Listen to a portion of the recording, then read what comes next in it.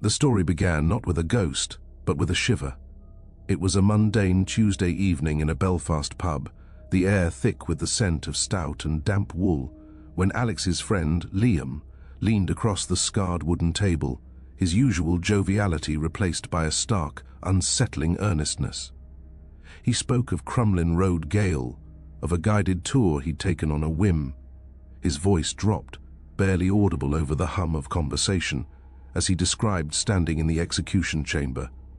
Not a sound, not a sight, but a feeling, a profound, invasive cold that seemed to coil around his spine, a whisper of despair that wasn't his own. He'd left quickly, the memory clinging to him like a chill fog. For Alex, a freelance journalist whose world was built on words and the tangible truths they could capture, it should have been just another anecdote. Yet, long after the pints were drained and Liam had shrugged it off with a nervous laugh, the image lingered. It wasn't the spectral detail that hooked him, it was the raw, human reaction. The jail's stone walls, he realized, weren't just holding history, they were leaking it. The past wasn't finished there. It was a story waiting, not in archives, but in the very atmosphere, in the unexplained sensations of ordinary people. A restlessness took root in him, a familiar itch that preceded every major project. His apartment, a comfortable clutter of books and half-written articles, suddenly felt insubstantial. Northern Ireland was a land woven through with narratives, of conflict, of faith, of resilience. But beneath those well-trodden tales ran another, quieter stream, stories of places that remembered, of castles where sorrow had seeped into the mortar, of lonely roads where shadows held form, of ancient stones that echoed with footsteps from another time. These weren't just ghost stories, they were the emotional archaeology of a landscape. Someone needed to listen. The decision crystallized over the following week. He would compile a book, not of sensationalized folklore, but of documented encounters. He would visit these haunted places, armed not with skepticism meant to debunk, but with a journalist's curiosity and a recorder to capture the voices of those who had felt the unseen brush against their lives. His camera would document the stark beauty and the eerie silence of the locations themselves. He knew the unease that lingered in such spots was part of the record, a data point as crucial as any historical fact. Packing his worn leather satchel, he felt the weight of the endeavor. The digital recorder was a small, sleek thing, yet it felt heavy with potential. The camera, with its unblinking lens, was a promise to observe. He studied maps, marking sites from the dramatic coastal ruins of Dunluce to the serene, sorrowful grounds of Bangor Abbey. Each location was a question. What memory was so potent it refused to fade? What moment of terror, grief, or injustice had left a stain on the fabric of a place? As he left his apartment, locking the door on his quiet, predictable world, the grey Belfast sky seemed to press down, heavy with unshed rain and the whispers of countless yesterdays. He was not a ghost hunter seeking thrills. He was a chronicler stepping into the echo chamber of history. The first destination was already decided, Crumlin Road Gale, where Liam's shiver had started it all. Alex drove through the waking city, the recorder on the passenger seat, its red light off, but waiting. He was going in search of cold spots in empty rooms, of faces in windows where no one stood, of the palpable silence that follows a sigh from the distant past. He was going to listen to what the stones had to say. The jail did not whisper, it shouted in silence. Its imposing, soot-darkened Victorian facade rose like a cliff face from the Crumlin Road, a monument of sheer grim authority. Alex stood before its heavy, iron-studded door, feeling the weight of the place before he even stepped inside. This was not a ruin, softened by time, but a machine of punishment, preserved in chilling detail, its purpose etched into every block of granite. The air outside was brisk, but the cold that seeped from the building's pores was of a different quality, sharp, dry, and carrying the faint metallic scent of old rust and despair. Inside, the world narrowed to stone and iron. The central circle, a vast circular chamber ringed with tiered landings of cell doors, created a dizzying well of space that seemed to swallow sound. His footsteps on the metal walkways rang with a hollow, lonely report. The tour guide's voice, practiced and somber, painted a picture of the jail's 150-year history. A tapestry woven with threads of poverty, political strife, and relentless discipline. But Alex's attention was pulled to the gaps in the narrative, to the spaces between the words. He watched the other visitors, noting how they instinctively huddled closer together in the vastness, how their gazes darted towards the dark, open doorways of empty cells. The history of execution was delivered with a clinical precision that made it all the more ghastly. The tour moved through the condemned man's cell, a small, bleak box where the final hours were spent, and into the execution chamber itself. The room was appallingly small, dominated by the ominous trapdoor in the floor. The rope, a replica, hung still and heavy from the beam above. The guide detailed the names, the dates, the crimes. 17 men had died here, their final moments measured in the sudden, brutal drop. The group listened in a silence so complete Alex could hear the faint hum of the building's modern lighting. It was after this, in a quieter corridor away from the main group, that Alex met Thomas, a former guard in his late 60s, with a face like weathered limestone and eyes that had seen too much of the inside of things. He had agreed to speak informally. His voice was a low, gravelly rumble, barely disturbing the dusty air. He spoke not of riots or famous inmates, but of the empty hours, the night shifts when the jail was a tomb of shadows. He described the footsteps, not the occasional creak or settle of an old building, but a clear, relentless pacing that would begin in the empty sea wing, a measured tread on the iron landings that would start at one end and walk, methodically, to the other, only to begin again. He had checked, every time. The wing would be locked, deserted, the security lights revealing nothing but rows of sealed doors. Yet the walking continued, a ghostly patrol with no patrolman, a sound that frayed the nerves and defied all logic. Then he spoke of the hanged man. Not a rumor from a century past, but an apparition reported by 3 separate, reliable night staff within the last decade. A figure in drab prison garb, seen from behind, standing motionless at the end of a corridor or on the execution chamber landing. When approached, it would simply fade, leaving behind a smell of old cloth and a deep, penetrating chill. Thomas's own skepticism had evaporated one winter night when, checking a sensor alert, he had felt that same cold rush past him in a corridor, so intense it had stolen his breath. He'd seen nothing, but the impression of profound sorrow and finality lingered for days. Following Thomas's directions, Alex returned alone to the condemned man's cell as the tour moved on. He stood on the threshold, the recorder in his hand silently capturing the silence. The cell was a stark, functional space, containing only a narrow bed and a small table. The light from the corridor cut a sharp rectangle across the floor, leaving the far corner in deep shadow. He stepped inside. The temperature drop was instantaneous and localized.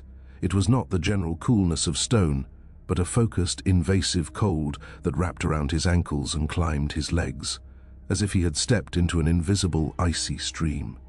The air in his lungs felt suddenly thin. He looked down, half expecting to see frost on the flagstones, but there was only worn stone and dust. This was no draft from a crack. It was a pocket of preserved atmosphere, a chill that had nothing to do with the weather outside. It was the cold of waiting, of final hours, of a fear so absolute it had seeped into the very molecules of the room.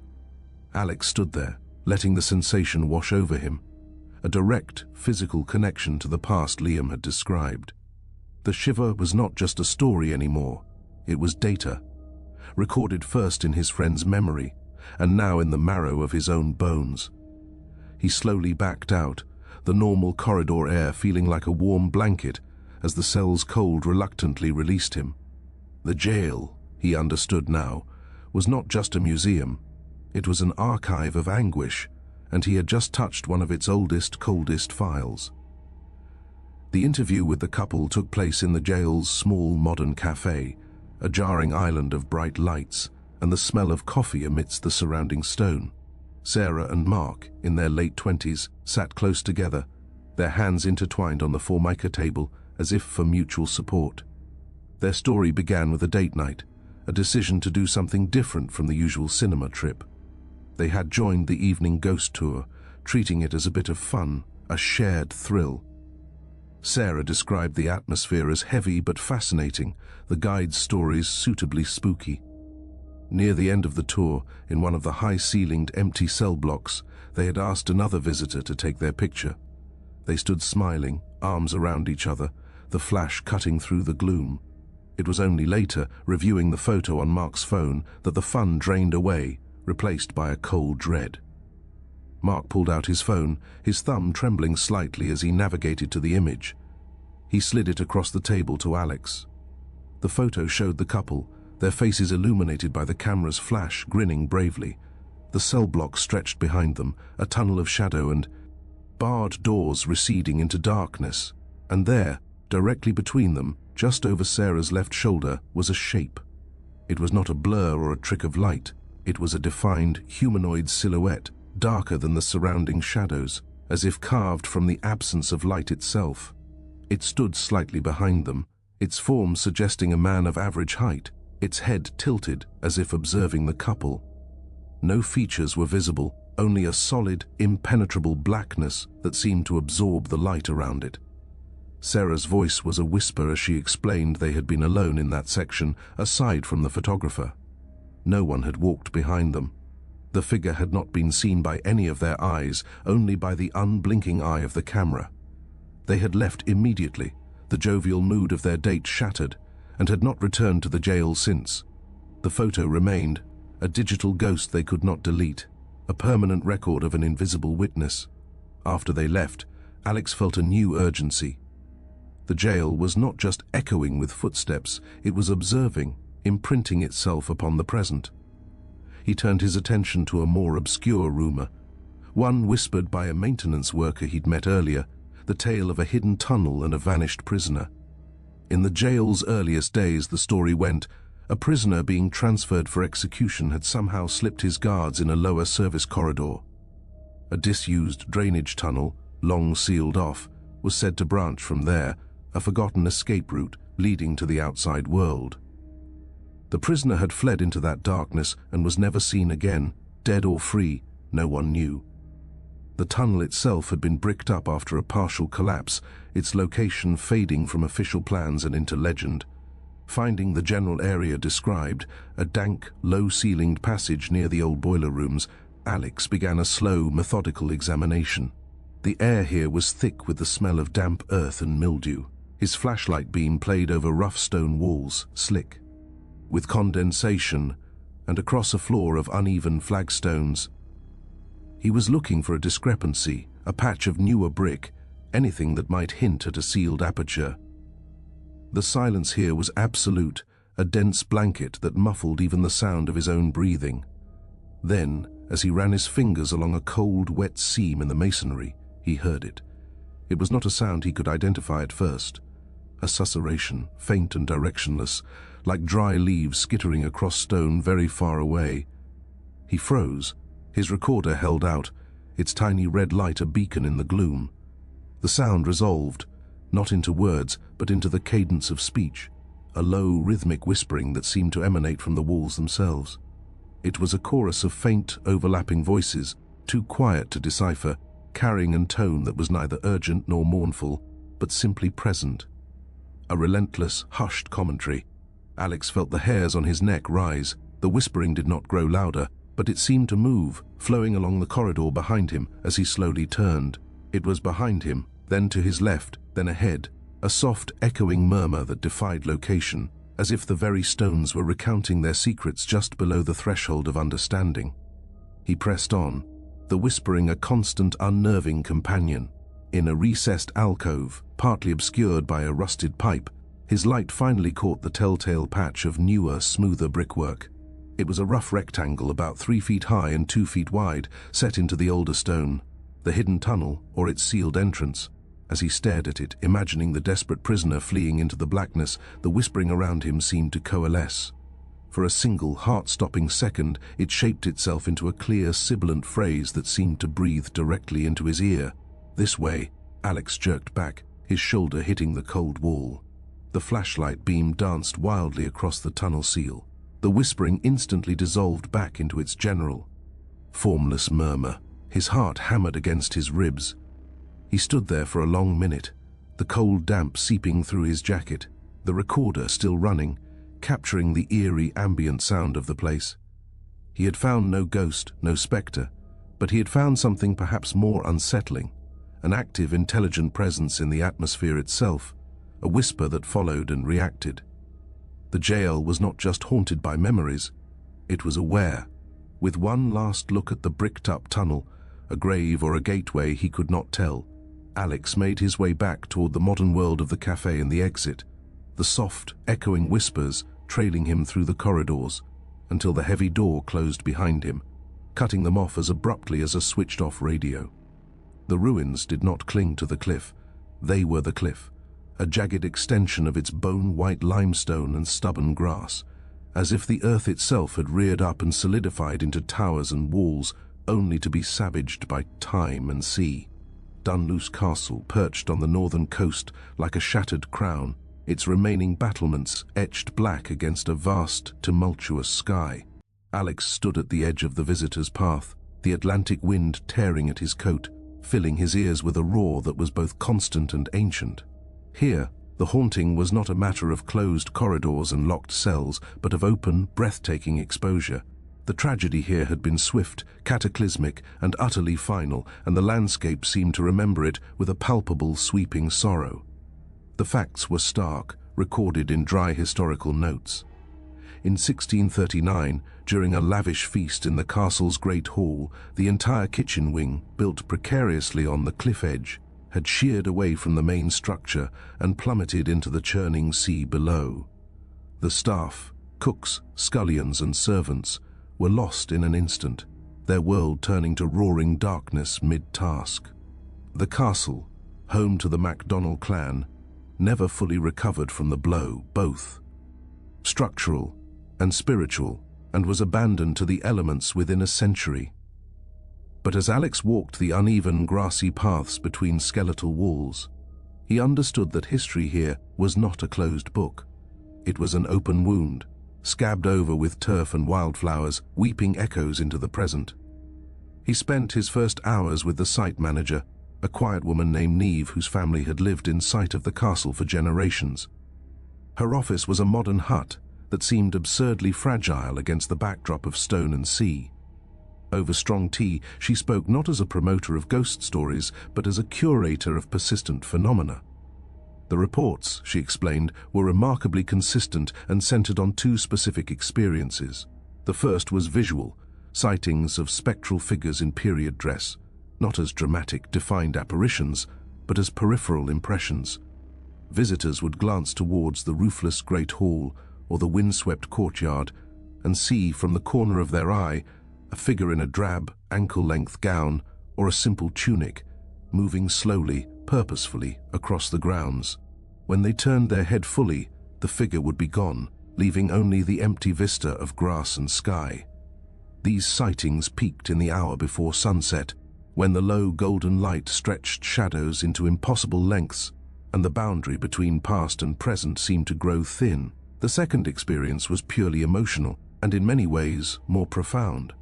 Neve recounted numerous visitors, hardened hikers, cheerful families, skeptical historians, who would be exploring the ruins, captivated by the view, when a wave of sudden, inexplicable sadness would overwhelm them. It was not a reaction to the melancholy beauty of the place, they insisted, but an invasive, foreign emotion that descended without warning. A man from Germany had broken down in tears near the East Tower, unable to explain his grief. A young couple on a romantic trip had felt a crushing sense of despair near the cliff edge, holding each other tightly until it passed. This sadness, Neve noted, often occurred near the area where the kitchen wing would have stood, the ground now just a sheer drop to the frothing waves 70 feet below. Alex left the office and walked the grounds, his recorder in his pocket, capturing the relentless wind and the distant crash of waves. He positioned himself near the marked outline of the great hall, where the lords and ladies had feasted, unaware of the disaster unfolding in the rooms below. The view was spectacular, the sea a churning plate of hammered steel under the grey sky. He observed the other visitors. He saw a woman suddenly pause, her hand going to her chest, her face clouding as she looked out at the sea before shaking her head and walking quickly away. He saw a man with a camera lower it slowly, staring at an empty stretch of wall with a puzzled frown before turning to his companion, who simply shrugged. As the afternoon wore on and the sun began its descent, bleeding orange and purple across the western clouds, the atmosphere on the headland subtly shifted. The tourist chatter died down, replaced by a respectful, almost wary quiet. The wind took on a keener edge, whistling through arrow slits and broken windows with a mournful pitch. Alex felt it then, not a chill but a heaviness. It began as a slight tightness in his chest, a vague sense of dread that had no source. He focused on his breathing, on the factual details of the stonework, but the feeling grew, deepening into a profound, aching melancholy. It was the grief of sudden collective loss, the terror of the ground vanishing beneath one's feet, the confusion of a mundane task ending in abyssal darkness. The emotion was so strong, so alien to his own state of mind, that it felt like a psychic weather front passing through him. He steadied himself against a low wall, the cold stone a tangible anchor. This was what the visitors reported. This was the castle's memory, not seen but felt, a residual emotional stamp left on the location by the violent, simultaneous snuffing out of so many lives. When the feeling gradually ebbed, leaving him drained and strangely hollow, he opened his eyes. The last of the sun's rays were glancing off the topmost stones, setting them briefly ablaze. And for a fraction of a second, in the deepening blue shadows of the courtyard, he thought he saw a shape, a suggestion of a figure in a long, dark skirt, moving slowly away from him towards the cliff edge. He blinked, and it was gone. No cold spot, no whisper, just a devastating sadness, and a glimpse of a shadow where history refused to lie still. Dunluce's ghosts were not prisoners in stone. They were echoes in the air, tied forever to the moment the earth opened up and swallowed them whole. The photograph was a ghost in digital form. Alex met the photographer, a wiry man named Declan with salt-bleached hair and eyes permanently narrowed from scanning horizons, in a small harborside pub a few miles from the castle. Declan spoke softly, his fingers tracing the condensation on his pint glass as he recounted the day. It had been a rare, perfectly still afternoon, the sea a placid sheet of grey silk. He'd been capturing the castle's silhouette against a bank of dramatic clouds, using a long lens to pick out details of the masonry. One shot had focused on the upper floor of the surviving manor house, a section of wall punctuated by a lone glassless window that framed a slice of empty sky. It was only later, reviewing the images on his computer, that he saw it. He opened his laptop, turned it towards Alex, and pointed. The image was stunningly clear. The weathered stone of the window surround was sharp, the clouds beyond soft and luminous. And there, in the center of the window, was a face. It was not a smudge, not a pareidolia trick of light and shadow. It was the distinct, pale oval of a woman's face, her features blurred as if seen through a fine veil, yet unmistakably human. Her head was slightly tilted, her expression unreadable, perhaps sorrowful, perhaps merely observant. The most chilling detail was her apparent solidity. She seemed to be standing in the room behind the window, a room that Declan insisted was completely inaccessible to the public, a hollow shell open to the elements with no floor remaining. He had been alone on that part of the headland. No tour groups had been inside the ruins at that moment. The face belonged to no living person. Declan had submitted the photo to the castle's management, who had filed it away with a quiet unease. He hadn't published it. It felt too intimate, too much like catching someone unaware in a private moment of eternal grief. Armed with this new, visceral evidence, Alex returned to Dunluce as the last of the day's visitors were herded towards the exit. He secured permission for a brief, solitary stay after hours, a chance to experience the ruins as the light failed. The modern world receded with the closing of the gate, leaving him alone with the wind, the waves, and the stones. The castle transformed in the fading light. The picturesque ruins became stark, jagged teeth against a bruising purple sky. The cheerful green grass turned a somber grey. The constant roar of the Atlantic seemed to grow louder, more insistent, a reminder of the precipice upon which he stood. He made his way to the area closest to the vanished kitchen wing, near a surviving fragment of wall that might have once been a pantry or scullery. Here, the sense of loss was a physical pressure. He sat on a low, flat stone, his recorder on, the red light a tiny, brave eye in the gathering gloom. He waited, not for a vision, but for the atmosphere to speak. The sunset bled away, leaving a deep twilight where shapes softened and distances lied. It began with a sound so faint he initially dismissed it as the wind whistling through a new crevice. But it had a rhythm, a domestic cadence. It was the clatter of crockery, not a crash, but the busy rhythmic sound of pottery bowls and metal trenchers being handled, stacked, or washed. A faint metallic scrape, the tap of wood on clay. It seemed to rise from the ground beneath him, or perhaps from the very air, a sonic memory surfacing like a bubble from the deep. It lasted for perhaps 10 seconds, a ghostly kitchen still at work, before fading back into the wind's moan. A profound silence followed, heavier than before. Then came the sob. It was a woman's cry, choked and stifled, as if pressed into a sleeve or apron. It held a universe of weariness and despair, the sound of someone who has cried so long that the tears have dried up, leaving only this dry, aching heave of breath. It came from his left, near the edge where the cliff fell away, a location where no one could possibly be standing. The sound was clear, unmistakably human, and utterly heart-rending. It echoed once, softly, against the old stones, and then was gone. Alex found he had been holding his breath. He released it slowly, the vapor forming a pale cloud in the cold air. He felt no fear, only a vast, respectful sadness. The photographic face, the clattering dishes, the stifled sob, they were not fragments of a haunting, but pieces of a single buried secret. The disaster of 1639 was not just a historical event, it was a frozen moment. The kitchen staff had not merely died, they had been erased in the midst of their labors, their final moments of mundane service abruptly severed. The castle's fall from grace, its abandonment, the scattering of the MacDonald clan, all of it was secondary to this more intimate tragedy. The stones held the echo of that last ordinary evening, the heat from the fires, the steam from the stew pots, the chatter of servants, and then the unimaginable plunge.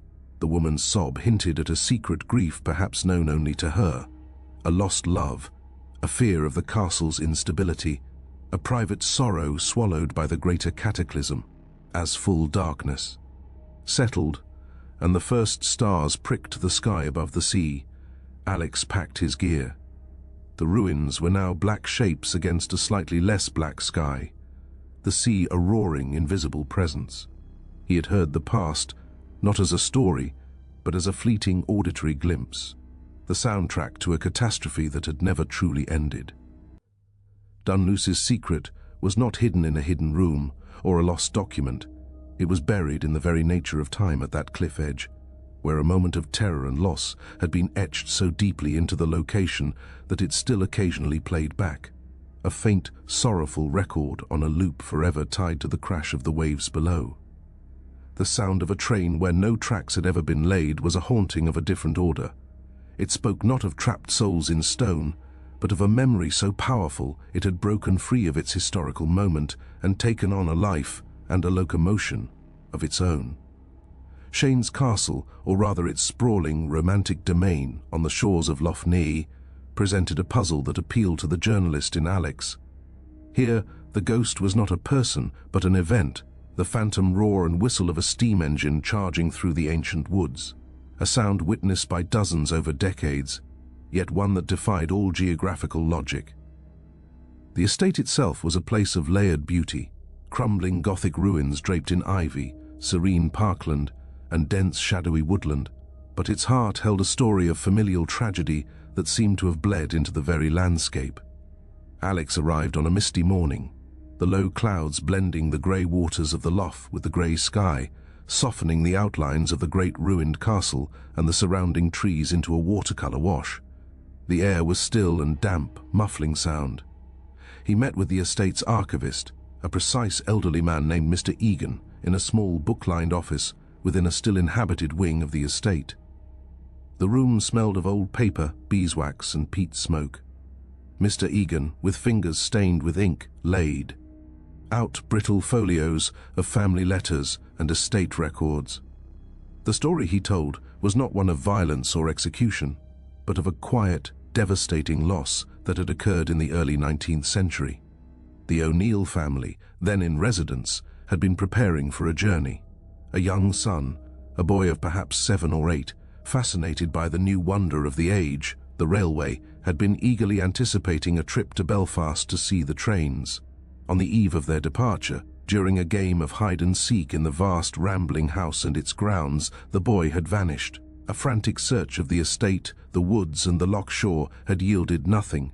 Days turned into weeks. The only clue, considered fanciful at the time, came from a stable hand who swore he had seen the boy, just at dusk, walking purposefully down the long tree-lined avenue towards the main road, as if following some compelling sound only he could hear. The boy was never found. The family was shattered, the mother retreating into a reclusive grief from which she never emerged. The planned journey, the promise of the train, had become a cruel, unfulfilled dream that ended in a mystery. "And the train sounds?" Alex asked, leaning forward. Mr. Egan's eyes grew distant. He spoke of reports beginning not long after the tragedy. Estate workers walking home through the woods at twilight would hear the distant, unmistakable chuffing of a steam engine, the rhythmic clatter of wheels on tracks, and sometimes a long, mournful whistle. They would stop, listening, but the sound would fade as suddenly as it came. No tracks existed within miles. In those superstitious times, it was whispered that the lost boy was still trying to make his journey, summoning the ghost of the train he never saw. But, Mr. Egan emphasized, the phenomenon had not faded with the Victorian age. He opened a modern filing cabinet, pulling out a folder of typed statements and printed emails from the last 20 years. A group of birdwatchers in 2010, deep in the Domain woods at dawn, had heard the powerful approach of a steam train, so loud and close they had thrown themselves into the undergrowth, only for the sound to vanish into silence. A couple camping illegally near the ruins in 2015 had been woken at midnight by a piercing train whistle that seemed to come from the direction of the loch, followed by a rumbling that vibrated through the ground before stopping abruptly. Most compelling was a report from just the previous autumn. A local woman walking her dog along a forestry path had seen strange, bobbing lights moving swiftly between the trees, like the lantern of an old-fashioned train, accompanied by the faint metallic screech of brakes on rails. She had fled, her dog whining and pulling at its lead. Thanking Mr. Egan, Alex took a copy of the modern accounts and set out into the Domain. The mist had thickened, turning the world into a series of vague green impressions. He walked the long avenue where the stable hand had last seen the boy, the tarmac road now lined with ancient, dripping beeches. The silence was profound, broken only by the drip of moisture from leaves and the occasional cry of a distant bird. He felt the weight of the story here, not a sudden, violent end, but a slow, aching absence, a hole in the world where a child should have been. He then ventured into the woods where the most recent sightings had occurred. The path was soft with moss and fallen needles, the tall pines creating a cathedral-like gloom even at midday. The mist curled around their trunks like spectral breath. Alex moved slowly, his senses heightened. He played the interview with Mr. Egan back in his mind, the tale of the lost boy blending with the accounts of lights and sounds. He stopped at a clearing mentioned in one of the reports, a place where the bird watchers had heard the phantom train. He stood perfectly still, his recorder held aloft. For a long time, there was only the natural silence of the woods. Then, a subtle change in the atmosphere, a faint, almost sub-auditory vibration that seemed to come up through the soles of his boots. It grew, resolving into a deep, rhythmic chuff-chuff-chuff, the sound of a heavy steam engine working hard. It was accompanied by the distant metallic clank of coupling rods and the steady rumble of wheels. The sound seemed to be approaching from his right, moving through the trees where no path existed. It grew louder, more distinct, until Alex could almost feel the heat and pressure of the boiler, smell the coal smoke and hot oil. His heart hammered a counter-rhythm in his chest. Then, clear and shockingly loud in the muffled woods, a steam whistle blew, a long, lonely, two-tone cry that echoed through the pines, a sound of immense power and profound melancholy. It was the sound of departure, of journeys begun and never completed. As suddenly as it had come, the symphony of steam ceased, not fading into the distance, but cutting off, as if a switch had been thrown. The ordinary sounds of the woods rushed back in, the drip, the bird call, sounding strangely thin and artificial. Alex lowered the recorder, his hand trembling slightly. He checked the device. The red light glowed steadily. He had captured it. The phantom train was not just a story or a mass hallucination. It was a sonic revenant, a memory of longing and loss made audible. The lost boy's anticipated journey had, in some terrible, poetic way, never been cancelled. It played on a loop in this liminal space between the estate and the loch, a ghostly express forever charging through the trees, carrying a passenger who had vanished long before he could ever board. The tragedy was not in a death, but in a disappearance so absolute it had left a permanent seam in reality, through which the echo of a dream train still occasionally roared. The road was a tunnel of twisted bone and grasping shadow, a place where nature had been sculpted into something both breathtaking and unnervingly sentient. The dark hedges, that iconic avenue of ancient, gnarled beech trees, did not feel like a road at all as Alex turned onto it. It felt like entering a living cathedral built by a mad, melancholic god. The trees, planted in the 18th century to impress visitors to Gracehill House, had long since transcended their original purpose.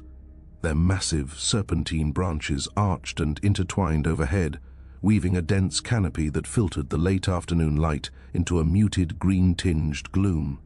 The trunks, thick and muscular, leaned inward from both sides of the narrow B-road, creating a claustrophobic winding corridor that seemed to pull the eye and the traveler inexorably forward into the dim distance.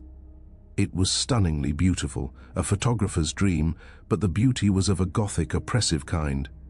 The silence here was different from the crashing coasts or echoing prisons. It was a watchful, leafy quiet, broken only by the rustle of a breeze that seemed to move high above, never reaching the ground. Alex parked his car at the small, designated lot at one end and began to walk. The tarmac beneath his feet felt like an intrusion, a modern afterthought in this ancient, arboreal vault. Almost immediately, the weight of the place settled upon him. It was not a feeling of sadness or violence, but of profound observation.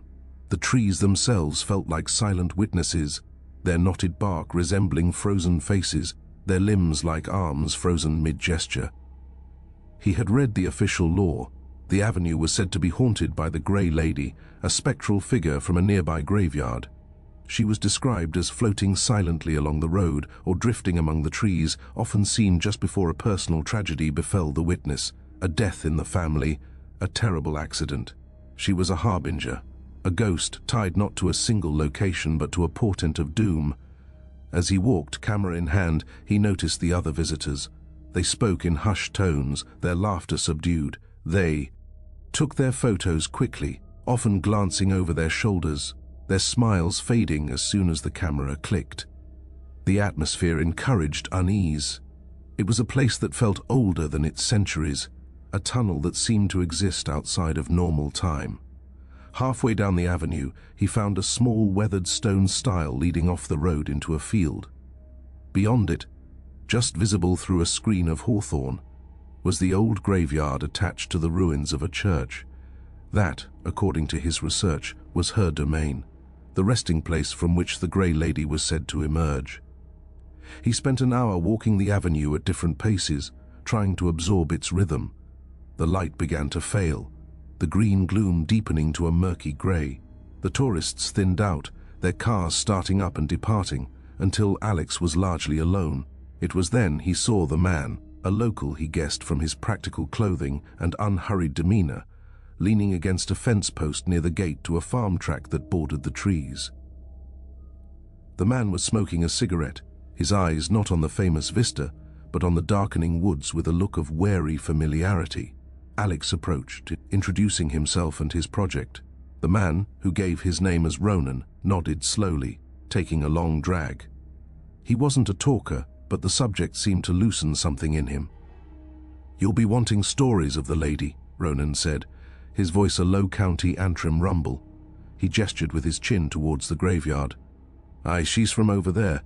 My granda saw her once, back in the 50s. Clear as I'm seeing you. A woman in a grey old-fashioned dress, just floating along the middle of the road there, about where that dip is. No feet, just drifting. He was on his bicycle, coming home from a friend's. He said the air went cold as January, though it was high summer. She passed right by him," he said, and looked at him. No eyes, just dark hollows. He pedalled home so fast he nearly killed himself on the bend. 2 days later, his brother, fit as a fiddle, dropped dead of a heart attack in the field. Granda never came down this road after dark again. Neither did my da, neither do I. Ronan flicked his cigarette butt into the damp grass. "It's not just the seeing of her, it's the feeling. You'll get tourists talking about their photos or kids daring each other to run the length at midnight. But the ones who live here, the farmers whose land this cuts through, we don't come here at night, not if we can help it." "Why?" Alex asked, his recorder held discreetly at his side. Ronan's eyes scanned the tunnel of trees, now deep in shadow. "Because you're watched. Not by anything you can see. You'll be driving through, your headlights carving a path, and you'll feel it, a pressure. Like every one of these old trees has an eye, and they're all turned on you. It's a feeling of not being welcome, of trespassing in a place that wants to be left alone after the sun goes down. My cousin, a few years back, his tractor broke down right in the middle of the avenue, had to walk out. He said the whole way he heard rustling in the ditches alongside him, keeping pace. Not animals, too steady, too clever. He ran the last 100 yards. Won't drive his big rig through here anymore, takes the long way around." He shook his head. "It's a pretty picture in the daylight, but it's an old place. Old places have memories, and some memories are best left in the dark." With a final appraising look at the gathering shadows beneath the beeches, Ronan pushed himself off the post. "Good luck with your book," he said, and with a nod, he walked off down the farm track, melting into the twilight. Alex stood alone as true dusk settled. The iconic avenue was now a tunnel of pure blackness, the arching branches forming a jagged silhouette against the slightly less dark sky. The watchful feeling Ronan described descended almost palpably. It was as if the trees had relaxed their daytime pose for tourists and were now turning their attention back to their own private, nocturnal world. He raised his camera and took a few long exposure shots, the flash illuminating the gnarled trunks in stark, momentary bursts that made the subsequent darkness seem even thicker. In the silence between the shutter clicks, the rustling Ronan mentioned seemed to whisper from the deep ditches on either side. A dry, sliding sound, like something moving through dead leaves with deliberate patience.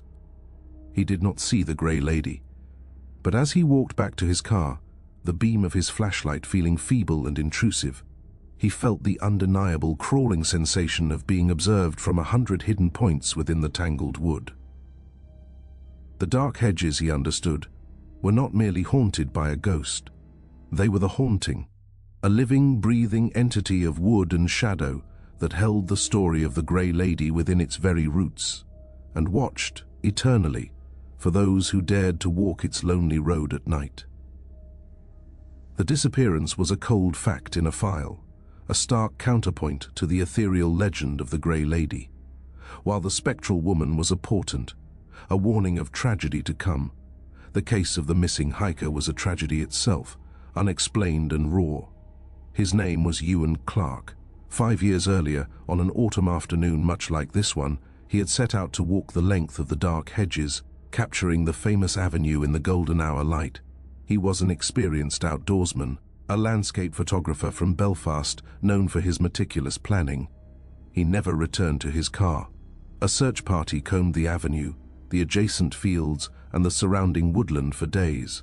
They found no sign of a struggle, no body, no trace, except for his camera. It lay in the damp leaves of the ditch on the northern side of the road, halfway down the avenue, as if it had been carefully set down or had simply fallen from a lifeless hand. Alex obtained the police report through a contact, its clinical language failing to mask the profound unease of the investigating officers. The camera's memory card had been intact.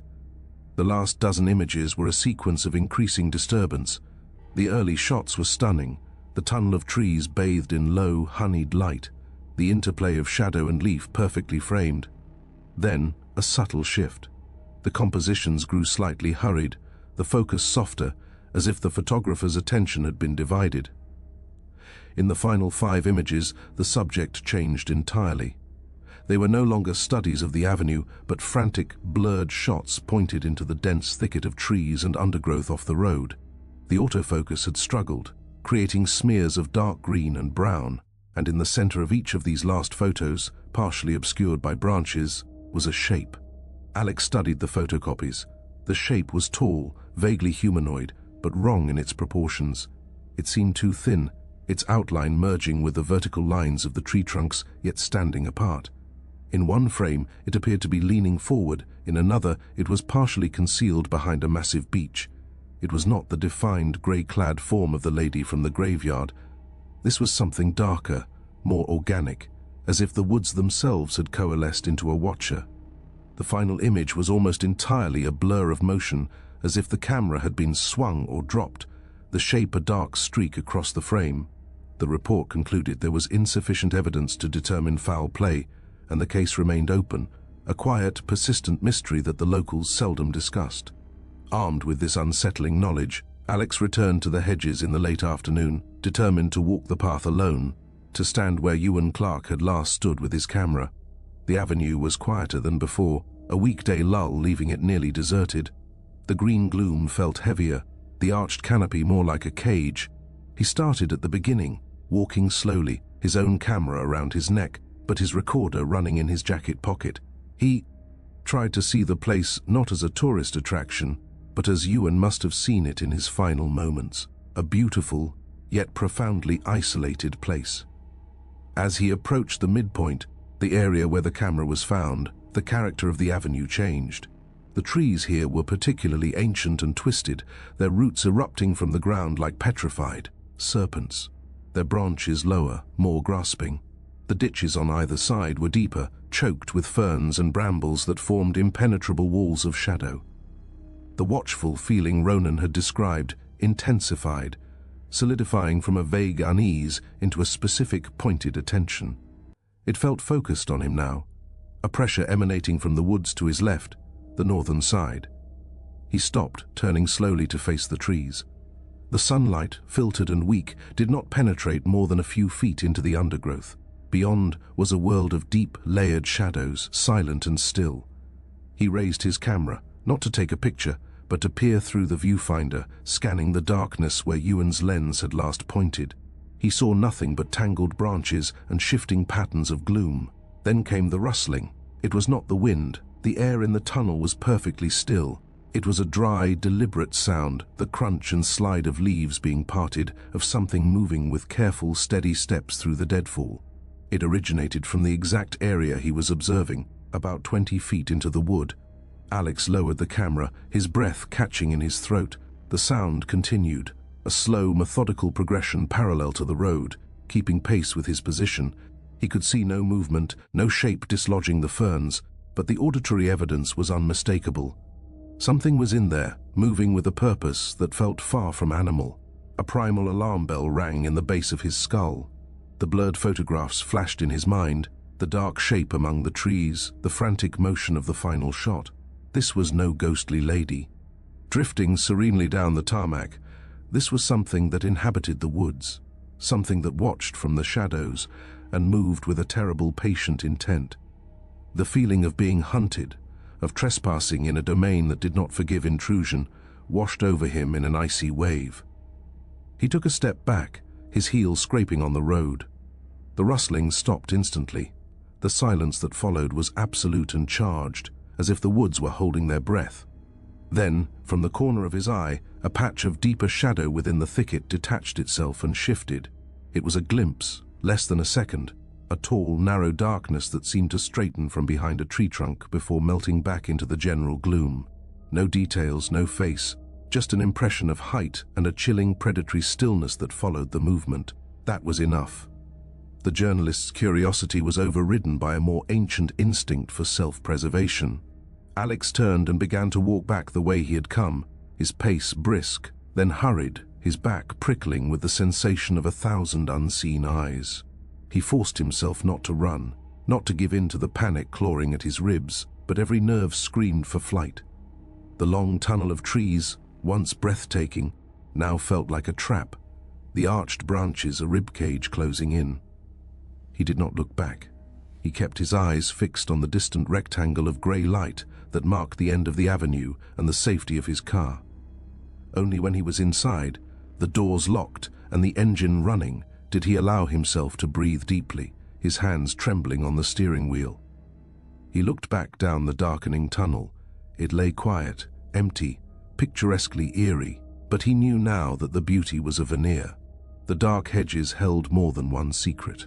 Alongside the mournful harbinger from the graveyard, there was a darker, more feral presence in the woods, a watcher that did not float, but stalked, and whose interest in solitary travelers might explain more than just a missing camera. He drove away. The image of the shifting shadow burned into his mind, a silent testament to the fact that some paths, once walked, should never be walked alone. The castle on the hill offered a different kind of haunting, one wrapped not in grim history or wild landscape, but in domestic mystery and an almost whimsical, yet deeply unsettling, folklore. Belfast Castle, with its Scottish baronial turrets and sprawling gardens overlooking the city and the lough, presented a facade of Victorian opulence and civic pride. Its lawns were manicured, its stonework clean and imposing, its interior a well-maintained venue for weddings and events. Yet, as Alex climbed the winding drive, the afternoon sun glinting off its many windows, he felt the familiar prickle of anticipation. Here, the ghost was not a hanged man or a headless drummer, but a small white cat. According to legend, the appearance of this spectral feline within the castle walls was an omen of impending fire, a peculiar, specific warning that had woven itself into the fabric of the place for over a century. The story, as Alex had read, was tied to the castle's predecessors. 3 previous manor houses on this site had burned to the ground. The current castle, completed in 1870, was said to be protected by the spirit of the White Cat, a benevolent guardian who manifested to warn of danger. But the nature of its appearances suggested anything but benevolence. They were brief, chilling, and always followed by a real, if contained, outbreak of flame. Alex entered through the grand oak doors into a hallway of dark wood and stained glass, the air smelling of polish and old stone. The atmosphere was one of quiet efficiency, a working estate, yet the legend lingered in the corners, a story told to tourists with a smile that didn't always reach the eyes. He found his contact, a senior member of the hospitality staff named Mrs. Kincaid, in a small office off the main banquet hall. She was a woman in her 50s, with a calm, capable demeanor, her hands resting on a ledger filled with event schedules. She agreed to speak, but her professionalism was edged with a palpable personal unease.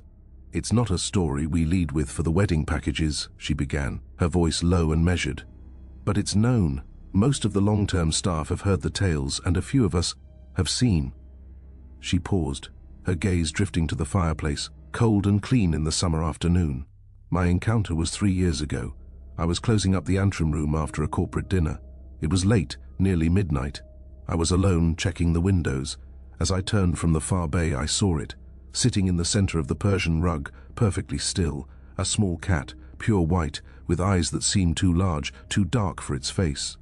It wasn't translucent, not like a ghost in a film. It looked solid, real, but there was an intensity to it, a wrongness. It stared directly at me, and I felt a coldness, a sudden drop in temperature that made my breath fog. Then it simply vanished, not fading but disappearing between one blink and the next." Mrs. Kincaid leaned forward slightly. "The next afternoon, during a children's party in that same room, a tablecloth was knocked against an old, faulty wall sconce. It caught fire. Just a small blaze, quickly extinguished with a fire extinguisher. No one was hurt, minimal damage. But it was a fire, in the antrim room, where I'd seen the cat. She sat back, her composure regained but her eyes serious. I've worked here 20 years. I'm not a fanciful woman, but I know what I saw and I know what happened after. The cat comes before the flame, always has. Thanking her, Alex spent the next hour touring the castle's public rooms, the grand staircase, the ornate drawing rooms, the cellars that now housed a visitor center. He tried to imagine the sleek white form appearing amidst the period furniture, a silent, pale anomaly in the rich, dark decor. The legend felt out of place here, a fragment of wild superstition trapped in a setting of order and control. Yet Mrs. Kincaid's account was precise, unemotional, and tied to a verifiable event. It was a cause and effect haunting, a supernatural smoke alarm. His second interview was with a young couple, Siobhan and David, who had visited the castle on a date 2 summers prior. They met Alex in the castle gardens, at a bench overlooking the city. They held hands tightly, their earlier romantic memory clearly overwritten by something darker. Siobhan spoke first, her voice steady but her knuckles white where she gripped David's fingers. We'd had dinner in the restaurant, then decided to have a wander through the castle before leaving. It was getting late, the place was quiet. We ended up in one of the smaller sitting rooms, the one with all the old portraits and that huge antique mirror in the gilded frame. She took a breath. We were laughing, looking at the funny fashions in the paintings. David was behind me, his hands on my shoulders. We were both reflected in the mirror, and then I saw it, behind David's reflection. In the depth of the mirror's glass, a pale face. It wasn't in the room behind us. I checked instantly. It was in the mirror. A woman's face, very white, with dark, hollow eyes and an expression of terrible sadness. It was there for maybe 2 seconds, just floating in the glass behind David's head, and then it was gone. David picked up the story, his arm going around Siobhan. I felt it before I saw her reaction. A cold touch on the back of my neck, like icy fingers had brushed my skin. It was so sharp, so real, I actually swatted at it. Then Siobhan gasped and went rigid. We both looked into the mirror, but there was nothing, just our own shocked faces. The room hadn't gotten colder, but that spot on my neck felt frozen. We didn't say a word, we just left. We practically ran out of the castle and didn't stop until we were in the car with the doors locked. They had not reported it, feeling foolish. But the memory of the face in the mirror, a face that belonged to no portrait in the room, and the physical sensation of the icy touch had stayed with them, a shared secret that had ended their date and cast a pall over the castle for them ever since. They had no explanation, only the visceral certainty of the experience. As twilight began to soften the edges of the cityscape below, Alex returned to the castle interior. The day's events were winding down, the last of the visitors were departing. He requested a moment in the sitting room the couple had described. A staff member let him in, then left him alone. The room was elegant, hushed, lit by the fading daylight through tall windows. The antique mirror dominated one wall, its mercury glass old and slightly distorting, giving reflections a soft, quicksilver depth. He stood before it, as the couple had. He saw only himself, the room stretching away behind his image. He waited, listening to the settling silence of the great house. No white cat appeared. No pale face materialized in the glass. But the atmosphere in the room was charged with a subtle, watchful tension. The stories layered upon one another. The omen of the cat, the sorrowful face in the mirror, the physical touch of cold, painted a picture of a haunting that was intimate and interactive. This was not a residual echo of a past event, but an intelligence that engaged, that warned, that made itself felt. Alex left the castle as the first lights of Belfast began to twinkle in the dusk below. The white cat ghost was a puzzle. Was it a guardian, as the legend said, its eerie appearances a desperate attempt to prevent a fourth great fire, or was it something else? A spectral creature, whose presence somehow ignited or attracted the very danger it purportedly warned against? And the face in the mirror, was it connected, or a separate sorrow trapped in the silvered glass?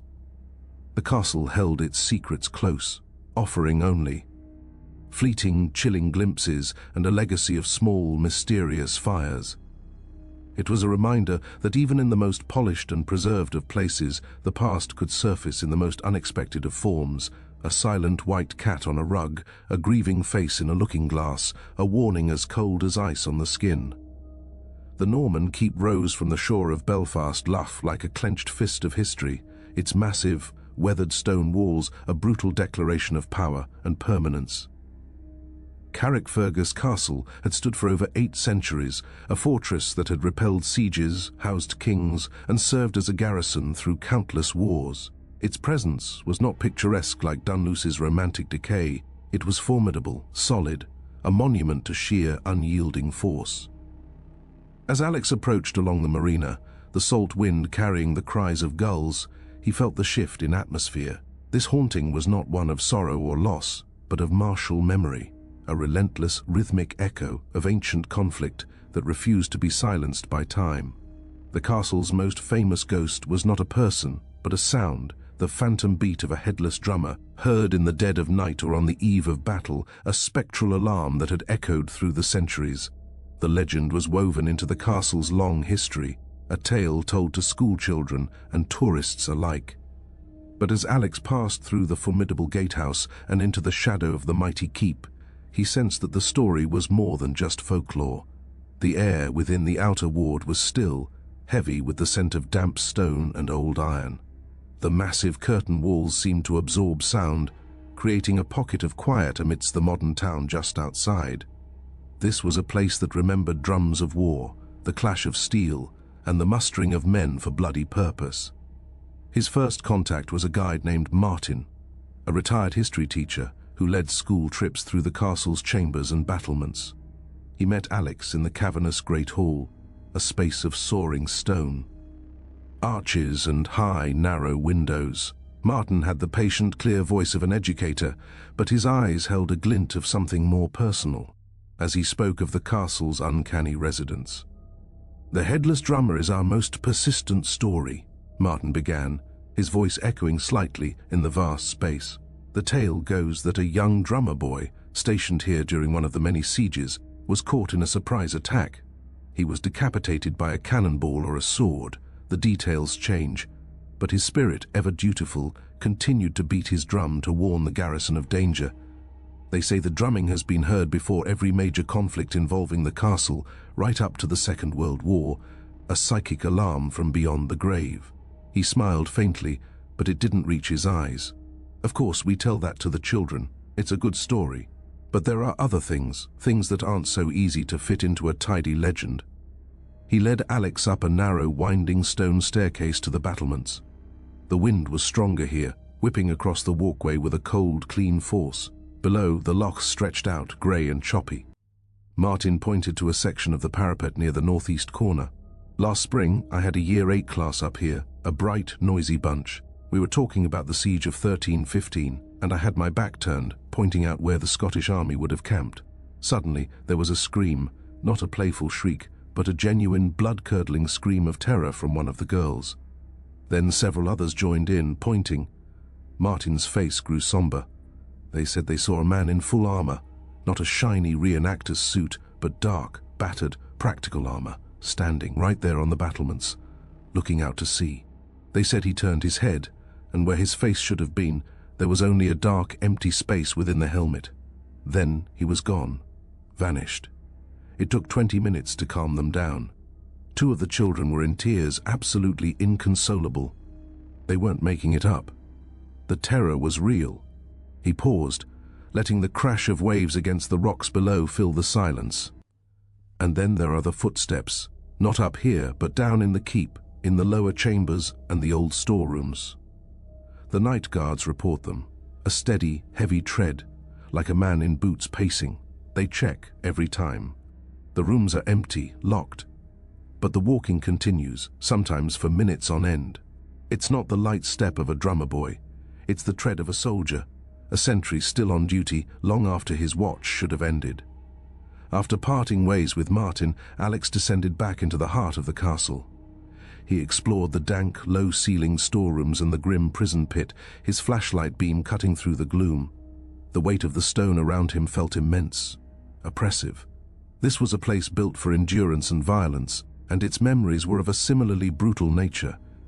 He thought of the headless drummer, a story that sanitized horror into a tale of duty.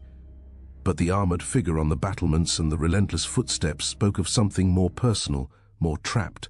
A soldier forever bound to his post, his identity erased by time or trauma, leaving only the shell of his function and his fear. As evening approached and the castle closed to visitors, Alex secured permission for a brief, solitary period in the keep. The modern lighting was switched off, leaving him with only his flashlight in the profound darkness of the lower level. The air grew cold, a deep, subterranean chill that seeped from the stones. He stood in a central chamber, once a guard room, his recorder on, listening to the absolute silence. The town outside seemed a world away. Then, faintly at first, he heard it. Not a drum, but footsteps. A slow, measured tread on stone coming from the corridor to his left, a passage that led to a dead-end room used for archival storage. The steps were solid, heavy, the sound of leather soles on flagstones. They walked from the end of the corridor towards his position, then stopped abruptly just before the entrance to the chamber where he stood.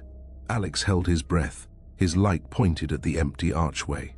The air temperature dropped sharply, a cold spot forming in the corridor beyond. He heard the faint clink of metal, like a buckle or a piece of plate armor shifting. Then the footsteps began again, retreating back down the corridor, fading into silence before reaching the far wall, as if the walker had simply ceased to exist. No headless drummer appeared, no armored spectre manifested, but the auditory evidence was stark, a clear, intelligent pattern of movement in a locked, empty space. The castle's ghost was not a single entity, but a layered resonance of its martial past, the drummer's warning, the sentry's endless patrol, the faceless soldier's vigil on the wall. Each was a fragment of duty and death, a psychic imprint left by centuries of conflict, still playing out in the stone labyrinth of the fortress.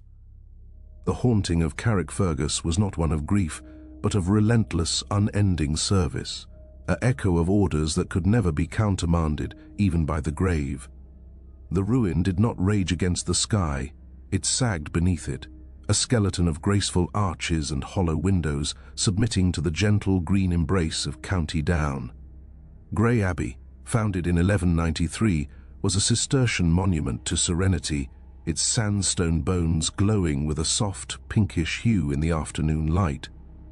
Unlike the martial grimness of Carrickfergus or the cliff-top drama of Dunluce, this place whispered of contemplation, of vows of silence, of lives dedicated to prayer and toil.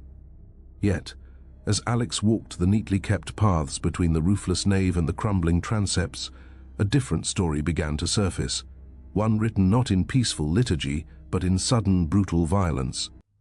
The tranquility here felt like a shroud laid over a wound that had never fully healed. The site custodian, an elderly man, named Finbar, with hands like knotted roots and a voice as soft as the abbey's own whispers, found Alex studying the intricate stone tracery of a lancet window. Finbar moved with a slow, respectful pace, as if he too were a part of the ruin's gradual return to earth. Over a thermos of tea on a bench overlooking the cloister garth, now a perfect square of emerald grass, Finbar unspooled the abbey's darker history. The official records spoke of dissolution and decline, but the local lore, passed down through generations, held a grimmer tale. "The massacre isn't in the history books approved by scholars," Finbar said, his eyes fixed on the empty arch where the altar once stood. "But the land remembers. It was during the Tudor conquests, a time when monasteries were seen as pockets of rebellion and wealth. Soldiers came, not to disband, but to purge. They cornered the brothers here, in the chapter house." He gestured toward a lower, more intact structure on the south side. The story says they offered no quarter. Men of prayer cut down at their prayers. Their blood, they say, soaked into the flagstones so deeply that no rain could ever wash it clean. The abbey was looted, then left to die. But the monks, they didn't all leave. He described the phenomena with the weary certainty of someone who has heard the same truths from too many credible sources. Visitors, especially those who strayed from the main tourist path to sit quietly in the nave at dusk, reported hearing the low rhythmic murmur of Gregorian chant. Not music, but the plain chant of the divine office, a deep male chorus singing in Latin, seeming to emanate from the very walls, growing clearer as the light faded before dissolving into the rustle of wind through ivy. Others, often photographers trying to capture the last rays through the east window, had turned to see hooded figures, dark, shapeless forms, standing motionless in the shadows of the cloister walk or in the deep embrasures of the walls. These figures never approached, never reacted. They simply stood as sentinels of sorrow, observed for a heartbeat before blending back into the stone. But the most poignant tale, Finbar explained, was not of the monks. It was of a later tragedy, a secret that belonged to the earth beneath the abbey. He pointed toward a thicket of hawthorn and bramble at the far end of the grounds, near the old boundary wall. There's a tunnel there, or the remains of one, part of the abbey's drainage or a secret passage no one knows for sure. It's collapsed now, mostly filled in. But 2 centuries ago, it was a known hiding spot. A young couple from feuding local families used it for clandestine meetings. Their romance was forbidden, doomed. One night they arranged to meet there, to run away together. But a storm blew in from the lough, a fierce, sudden downpour. The tunnel flooded. They were trapped inside and drowned. Finbar's voice dropped even lower. To this day, on still nights when the air is heavy, or sometimes just after a rain, people walking near that thicket have reported hearing whispers. Not words exactly, just the soft, urgent sound of 2 young voices, talking quickly, fearfully, lovingly, cut off by the sound of rushing water. Then silence. As the sun began its descent, casting long, skeletal shadows from the broken arches across the grass, Alex explored the grounds alone. The atmosphere in the chapter house was palpably denser, colder. The sense of peace was absent here, replaced by a silent, watchful tension. He sat on a fallen stone block, his recorder on, and waited. The modern world receded. The distant hum of a lawnmower ceased, a car passed on the road and was gone. In the ensuing quiet, he heard it, a faint, droning monotone beneath the breeze, a single, sustained note that seemed to vibrate in the ancient sandstone. It was the ghost of a chant, the memory of a note held by a long-dead throat. It raised the hairs on his arms, not with fear, but with a profound, melancholic reverence. Later, as twilight turned the abbey into a complex lattice of greys and blues, he made his way to the far thicket. The air was still and damp, the scent of wet earth and decaying leaves strong. He stood before the tangled mass of vegetation, where a slight depression in the ground hinted at the tunnel's course. He heard nothing at first, only the distant call of a rookery. Then, as if summoned by his focused attention, a sound emerged, a soft, sibilant rush, like 2 people speaking in frantic, overlapping whispers just on the edge of comprehension. He strained to listen, his body rigid. The whispers seemed to come from the ground at his feet, urgent and young, tinged with excitement and fear. For a few seconds they were almost clear, a breathless exchange of promises and plans. Then, cutting through them, came another sound, the unmistakable growing roar of water pouring into a confined space, a subterranean flood. The whispers rose in pitch, turning to muffled cries of alarm, before being abruptly, utterly silenced. The quiet that followed was absolute and heavy. Alex stood frozen, the imagined terror of those final moments in the dark, cold water clinging to him. Grey Abbey's hauntings were a layered symphony of loss. The monk's chant was a residual echo of a shattered faith, a daily ritual fossilized in trauma. The hooded figures were the sentinels of that trauma, forever standing guard over their own murder. And the lovers' whispers were a more intimate, human tragedy, a secret romance forever entwined with the Abbey's darker history, their final, desperate conversation still occasionally bubbling up from the drowned tunnel like air from a grave. The peace of the ruins was not an absence of pain, but the quiet that follows a scream so old it has become part of the landscape, waiting only for a listening ear to hear its echo. The temple was a folly of exquisite, heartbreaking beauty, a delicate rotunda of white stone perched like a fragile offering on the very lip of a crumbling cliff. Musnendon Temple, built as a library, and a testament to one man's admiration for a woman, commanded a view that stole the breath. A sweeping, dizzying panorama of the Atlantic Ocean crashing against the basalt cliffs of the downhill domain. On a clear day, the coast of Scotland was a faint smudge on the horizon, but Alex had not come for the view. He had come for the story that clung to this elegant structure, a tale not of admiration but of abandonment so potent it had stained the very air with a lingering, desperate sorrow. The temple, for all its classical grace, was known as the site of the Lover's Leap. The facts were simple, the emotions they evoked anything but. In the late 18th century, a young woman from the estate, a maid, or perhaps a distant relative, the details blurred with time, had fallen deeply in love with a sailor. He promised to return for her after his next voyage. She would wait for him here, at the temple, watching the horizon for his ship. The ship never returned, lost to the relentless Atlantic. Upon hearing the news, consumed by a grief she could not bear, the woman had climbed the temple's parapet and thrown herself onto the rocks far below. Her body, they said, was never recovered. The sea had taken her as it had taken her love, but her spirit, the legend insisted, remained, eternally waiting, eternally heartbroken, her face occasionally seen reflected in the temple's tall, curved windows, staring out at the empty sea. Alex approached along the cliff-top path, the wind a constant, roaring presence that tugged at his coat and filled his ears with the thunder of surf.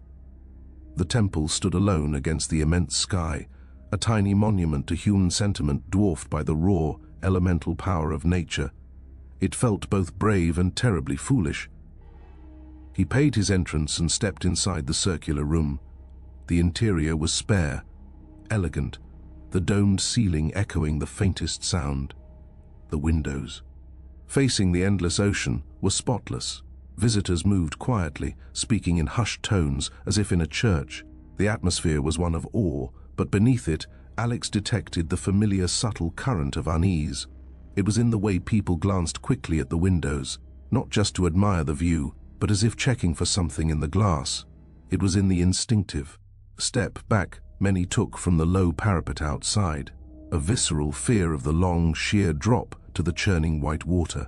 He spent an hour observing, reading the historical plaques that focused on the temple's architecture and its founder, the Earl Bishop, carefully avoiding the more tragic folklore. Yet the story of the heartbroken woman was the one whispered by every tour guide and known by every local. It was the temple's shadow, its true, enduring legend.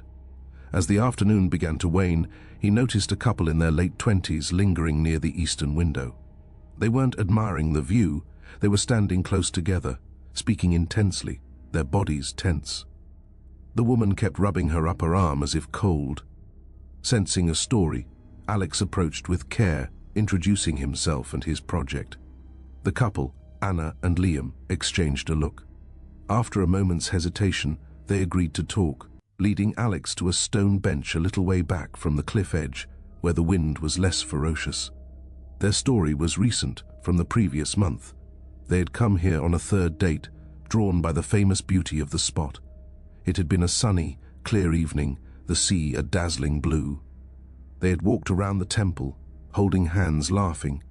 Feeling brave, they had stepped past the safety chain onto the narrow, grassy strip of land that ran right to the cliff edge beside the temple, seeking a more dramatic photograph.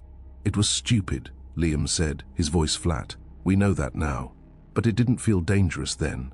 The ground seemed firm." Anna picked up the narrative, her eyes fixed on the temple. "I was facing Liam, my back to the sea. He was framing the shot. I remember feeling perfectly happy, perfectly safe. Then, it was like a hand, a firm, solid push in the center of my back between my shoulder blades." She shuddered, wrapping her arms around herself. "It wasn't the wind. The wind was constant, in my face. This was a distinct, focused pressure shoving me forward toward the edge. I stumbled, a proper lurch. Liam dropped the phone and grabbed my arm, yanking me back. If he hadn't been right there..." She trailed off. Liam nodded, his face pale. "I saw it. She wasn't slipping. She was pushed. There was no one behind her. Nothing. Just empty grass and then the drop. We both felt it then, after. A wave of cold, and this this feeling of terrible, angry sadness. It wasn't directed at us, not exactly. It was just there, in the air. Like the place itself was furious and heartbroken. We got out of there. Didn't even go back for the phone until the next day, in broad daylight, with a staff member. They described the aftermath: sleepless nights, a sense of being watched in their own homes, a shared reluctance to go near high places. Their date, and whatever potential their relationship held, had been severed by that invisible hostile shove. They had come back today, they said, to try and reclaim the place, to face it, but they hadn't ventured near the edge again. After they left, Alex walked slowly to the spot they had described, just beyond the safety chain. The grass was short and wiry, the soil sandy. The cliff edge was a ragged line beyond which the world fell away into roaring nothingness.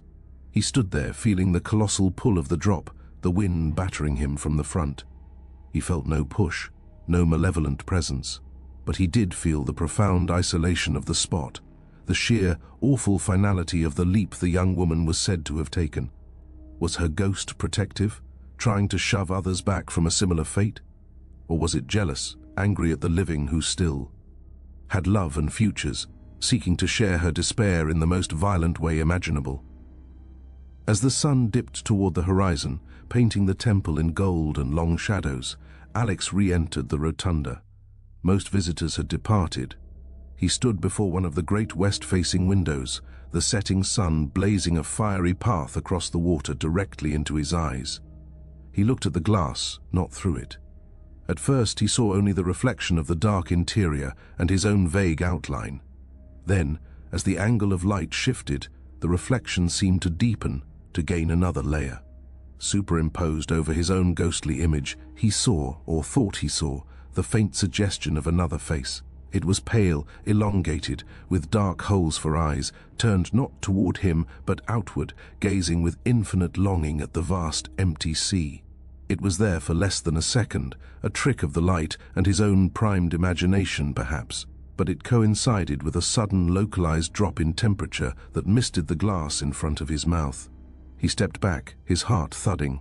The temple was not haunted by a mere residual echo. The emotion here was active, potent, and dangerously intertwined with the perilous geography. The Lover's Leap was not just a story from the past, it was a warning etched into the very precipice, a tragedy so absolute it had left behind a spectral guardian, or a vengeful phantom, that still lingered, pushing the living toward the edge either to save them or to join her in the abyss.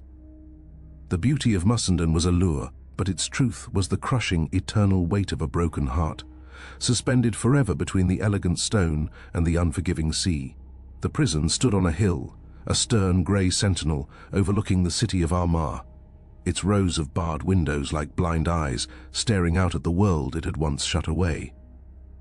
Armagh Jail, operational until the late 1980s, had been preserved not as a sanitized museum but as a raw, atmospheric relic. Its conversion was recent, enough that the smell of institutional life, disinfectant, old sweat, boiled cabbage and despair, still seemed to linger in the cold, still air. Unlike the Victorian grandeur of Crumlin Road, Armagh felt more modern, more intimate in its misery, a place where the 20th century's conflicts had been writ small and personal in cramped cells and echoing landings. As Alex passed through the heavy, paint-chipped doors, he felt he was not stepping into history, but into a recent, uneasy past that had not yet settled into silence. The tour was led by a former prison officer, a man named Kieran with a tight, watchful face and a voice that carried effortlessly in the cavernous spaces. He spoke of the jail's role during the Troubles, of the segregation of prisoners, of the tense, claustrophobic world within the walls. But Alex's interest, as always, was drawn to the gaps, to the stories that official history omitted. He lingered after the main group had moved on, striking up a conversation with Kieran near the control room, a glass-paneled booth overlooking the central three-tiered wing. "You get asked about ghosts, I suppose," Alex said, his recorder held loosely at his side. Kieran gave a short, humorless laugh. "All the time. Most of it's nonsense. Tourists wanting a thrill." He paused, his eyes scanning the empty landings above. "But not all of it." He lowered his voice, though they were alone. "I did a few night shifts here after it closed. before the Heritage Trust took over fully. Security checks, and I'll tell you this for nothing, the place is louder at night when it's empty than it ever was when it was full. He described the footsteps. They were not the random creaks of an old building, but distinct, purposeful sounds. The clear, sharp tread of heavy boots on the metal landings of Sea Wing, pacing a regular route from one end to the other. Sometimes they would be accompanied by the unmistakable jarring slam of a cell door, a solid metallic crash that echoed through. The hollow heart of the jail. He would radio his partner and they would check together. The wings would be locked, the motion sensors inactive, the CCTV showing nothing but empty corridors. Yet the sounds continued, a phantom lockdown procedure playing out on a loop. But the worst, Kieran said, his gaze fixed on the top tier, was the isolation block, D-Wing. They kept the troublemakers, the ones on suicide watch, the ones who couldn't cope, in solitary up there. Tiny cells, no windows to speak of, just a slit. It was a cruel place. One prisoner, a young lad, early 80s. He'd gotten in with a bad crowd, was in for something petty but was terrified of the harder men inside. He had a breakdown. They put him in D-Wing in the top cell at the end. He was there for weeks. One morning they found him. Not suicide, he'd just died. Heart gave out, the doctor said. Fear, more like. Kieran's voice grew even quieter. That cell is kept locked now. We don't put tours up there, but the night guards, the ones who do the rounds, they've seen him. Or rather, they've seen what he's become. Not in the cell. In the high window of the block's exterior wall, the one that faces the old exercise yard. From the yard at night, if you look up at that window, you sometimes see a face, pale, pressed against the glass, staring down. Just staring. It's always in that same window, the one that corresponds to that end cell. A few of the lads have seen it clear as day. A young face full of a terror that never ended. Then you blink, and it's gone. But the feeling of being watched from up there, that stays with you. After the tour officially ended, Alex secured permission to spend an hour alone in the jail with a site manager as an escort. The manager, a pragmatic woman named Saoirse, gave him a wary look but handed him a key to the ground floor gates, telling him to lock up behind himself when he left the wing. I'll be in the office. Radio if you need anything. But you won't, she said. Not unkindly. It's just a building. Alex knew it was never just a building. He started in Sea Wing, standing in the center of the 3-story atrium, listening. The modern heating hummed faintly. A distant door closed somewhere in the admin section. Then, as the silence deepened, he heard it. A soft, measured tread from the landing above him. Not directly above, but to the left, moving slowly along the metal grating. It was the sound of a man walking with a deliberate, plodding step. Alex froze, his recorder aimed upward. The steps reached the end of the landing, paused, and then began again, retracing their path. They were too clear, too rhythmic to be settling pipes or expanding metal. They were the steps of a man on patrol, a guard perhaps, or a prisoner exercising a privilege, forever walking the same short stretch of cage. He climbed the stairs to the first landing, his own footsteps sounding obscenely loud. The phantom steps had ceased. The landing was empty, the cell doors open, revealing tiny, bleak rooms with peeling paint and rusted bed frames. The air was cold and still. He moved towards D-Wing, following Kieran's directions down a narrow, poorly lit corridor that felt even more oppressive than the main blocks. The door to the isolation wing was heavy steel, with a reinforced glass panel. He unlocked it and stepped through. The atmosphere changed instantly. The air here was stale, dead, and several degrees colder. The corridor was short, with only 4 cells on each side, their solid metal doors shut. The ceiling was low, the light from a single wire-caged bulb casting deep pools of shadow. This was a place designed to break spirits through sensory deprivation and loneliness. He could feel the residual panic, a psychic stain of pure dread. He walked to the end cell, the one Kieran had described. Its door was locked. He peered through the small, grimy observation hatch. The cell was a concrete box, barely 6 feet by 8, containing only a concrete plinth for a bed and a hole in the floor for a toilet. No natural light reached it, except from the high, slit-like window in the far wall. now a rectangle of twilight grey. A profound, heavy sadness settled over him here, different from the tragic melancholy of Dunluce or the furious heartbreak of Mussenden. This was the despair of confinement, of hope extinguished in a slow, grinding process. He thought of the young prisoner, his mind unraveling in this silent concrete tomb, his heart finally stopping not from violence, but from the sheer weight of terror. The cell felt charged, not with active malice, but with a frozen terminal fear. He retraced his steps, locking the D-wing door behind him with a sense of relief. Following Sorka's earlier suggestion, he exited a side door into the old exercise yard, a bleak asphalt rectangle surrounded by high walls topped with barbed wire. The sky above was a deep evening indigo. The yard was in shadow, the jail looming over it. Remembering Kieran's story, he slowly tilted his head back, his eyes scanning the upper windows of the D-wing exterior wall. For a moment, he saw only dark glass in narrow, recessed frames. Then, his gaze locked on the end window on the top floor. The glass was dark, but as he stared, a shape seemed to coalesce behind it. A pale, oval smudge resolving into the suggestion of a face. It was pressed against the pane, featureless at this distance but unmistakably human in its orientation. It was staring down into the yard, a silent, watchful presence in the window of the locked cell. A chill that had nothing to do with the evening air slithered down Alex's spine. He didn't blink, afraid to break the terrible tableau. The face did not move, did not fade. It simply existed, a fixed point of observation from a place of eternal isolation. Then, from deep within the jail behind him, echoing through the walls, came a single, resounding metallic slam. The sound of a heavy cell door shutting with finality. The noise was so loud, so real, it made Alex jump. His eyes flicked away from the window for a split second. When he looked back, the pale smudge in the high window was gone. The pane was just dark, empty glass. He stood in the silent yard, the echo of the slam still ringing in his ears. The footsteps, the slamming door, the staring face. They were not disparate phenomena. They were fragments of the jail's enduring rhythm, the endless patrol, the crash of confinement, and the silent, terrified witness forever frozen at his high window, watching a world from which he had been permanently sequestered.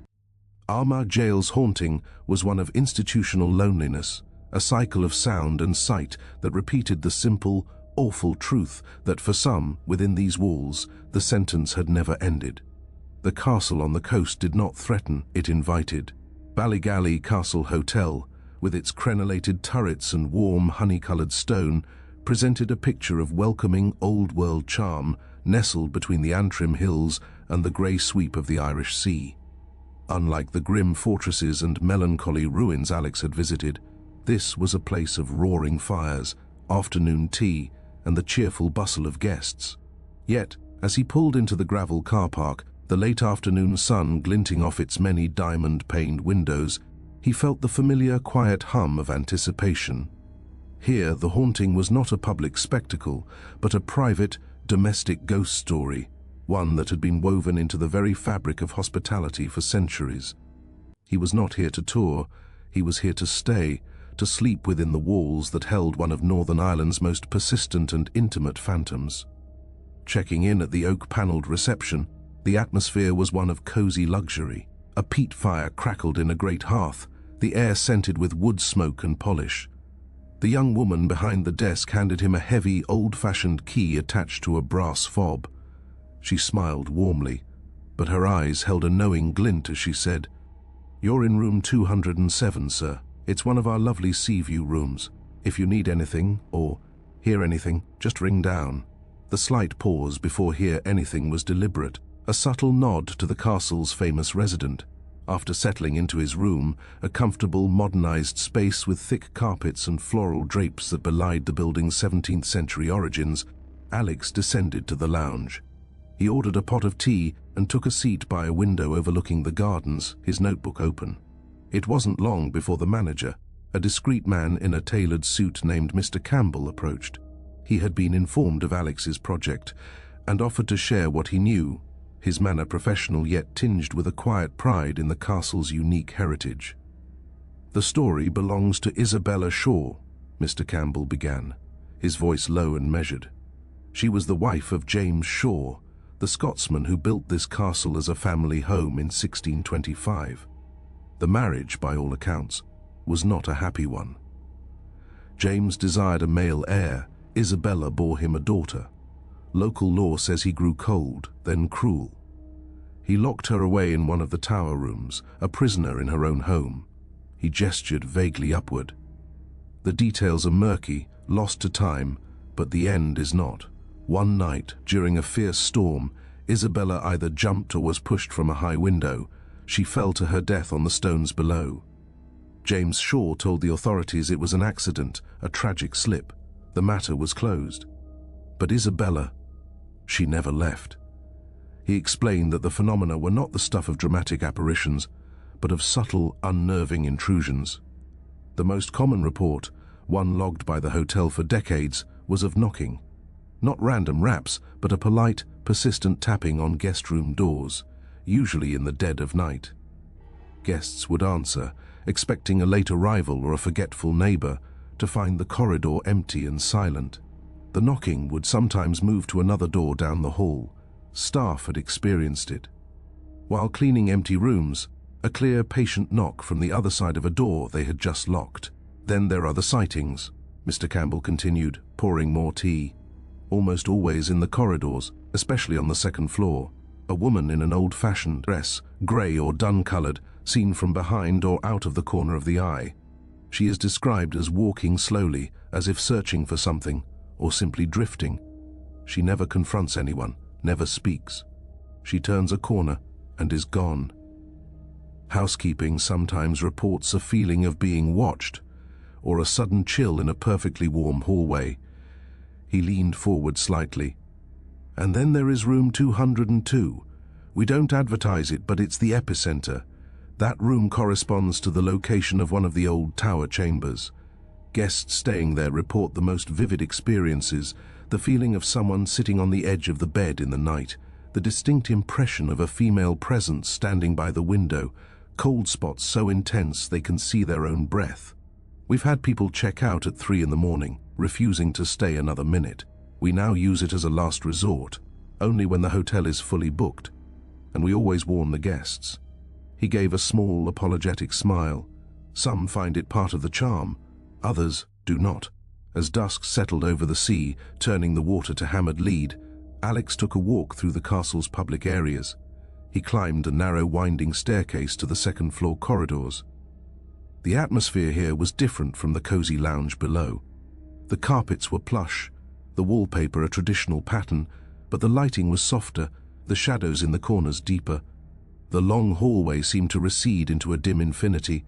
He walked its length, past numbered doors behind which he could hear the muffled sounds of televisions and conversation. He felt nothing overt, no sudden chill, but a subtle, watchful stillness, as if the corridor itself were holding its breath.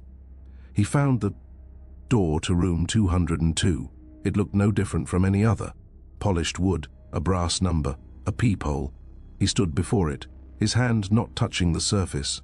The air around it felt neutral, but his imagination, fed by Mr. Campbell's stories, conjured the image of a woman in a drab dress, her back to him, standing forlornly in the center of a room she could not leave. Was she knocking, seeking entry to her own prison? Or was she wandering, forever lost in the labyrinth of the home that had become her tomb? Returning to the lounge for a late dinner, Alex observed his fellow guests.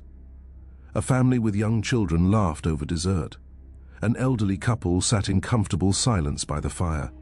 A group of friends shared a bottle of wine, their voices bright. They were all insulated by warmth, light, and companionship. But later, in the deep silence of the night, in a lonely room at the end of a quiet corridor, that insulation would thin. Then, the castle's other resident, the one who paid no bill and required no key, might make her presence known. A soft knock, a glimpse of grey fabric, a coldness that had nothing to do with the sea wind. Ballygalley's haunting was not one of terror, but of profound, lingering sadness, a domestic tragedy that had been checking into the hotel for 400 years, a silent guest in every room, waiting for someone to listen. The night in the castle was a tapestry woven from silence and suggestion. Alex lay in the dark of room 207, the sea a distant, rhythmic sigh beyond the double-glazed windows. The modern comforts, the central heating, the ensuite bathroom, the flat-screen television, felt like a thin veneer over the ancient stone. He had left his digital recorder on the nightstand, its tiny red light a solitary eye in the gloom. For a long time there was only the sound of his own breathing and the occasional creak of old timber settling. Then, just as he was drifting into the shallow waters of sleep, the cold came. It was not a draft, it was a sudden localized pocket of winter that formed at the foot of the bed. The air grew sharp and brittle, a tangible chill that seeped through the duvet and clutched at his ankles. He sat up, fumbling for the bedside lamp. The yellow light revealed nothing, no open window, no vent. The cold spot remained, a defined area of frigid air hanging in the room like an invisible iceberg. He swung his legs out, and the contrast was startling. The floorboards a foot away were room temperature, but within that invisible boundary, the air burned with cold. He stood in it, letting the sensation wash over him, a direct, physical connection to the castle's unseen tenant. After a minute, as abruptly as it had arrived, the cold dissipated, the room's ambient warmth rushing back to fill the void. He returned to bed, his mind alert, but sleep eventually reclaimed him, dragging him down into dreams not his own. He dreamed of falling, not a nightmare of terror, but a vivid, sensory experience of descent.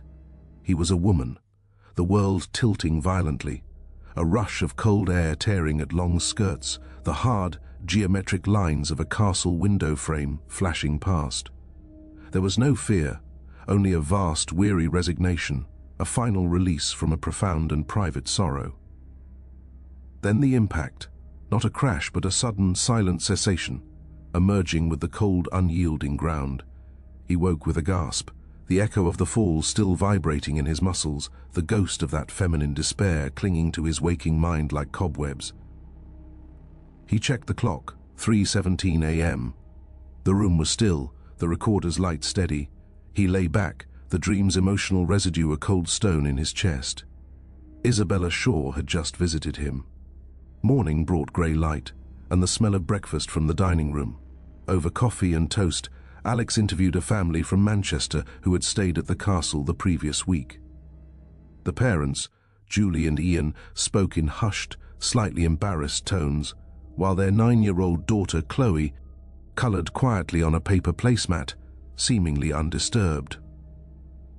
"We'd booked for 3 nights, Julie began, stirring her tea unnecessarily. Left after 1. It was Chloe. She glanced at her daughter, who didn't look up. The first night, we put her to bed in the room adjoining ours.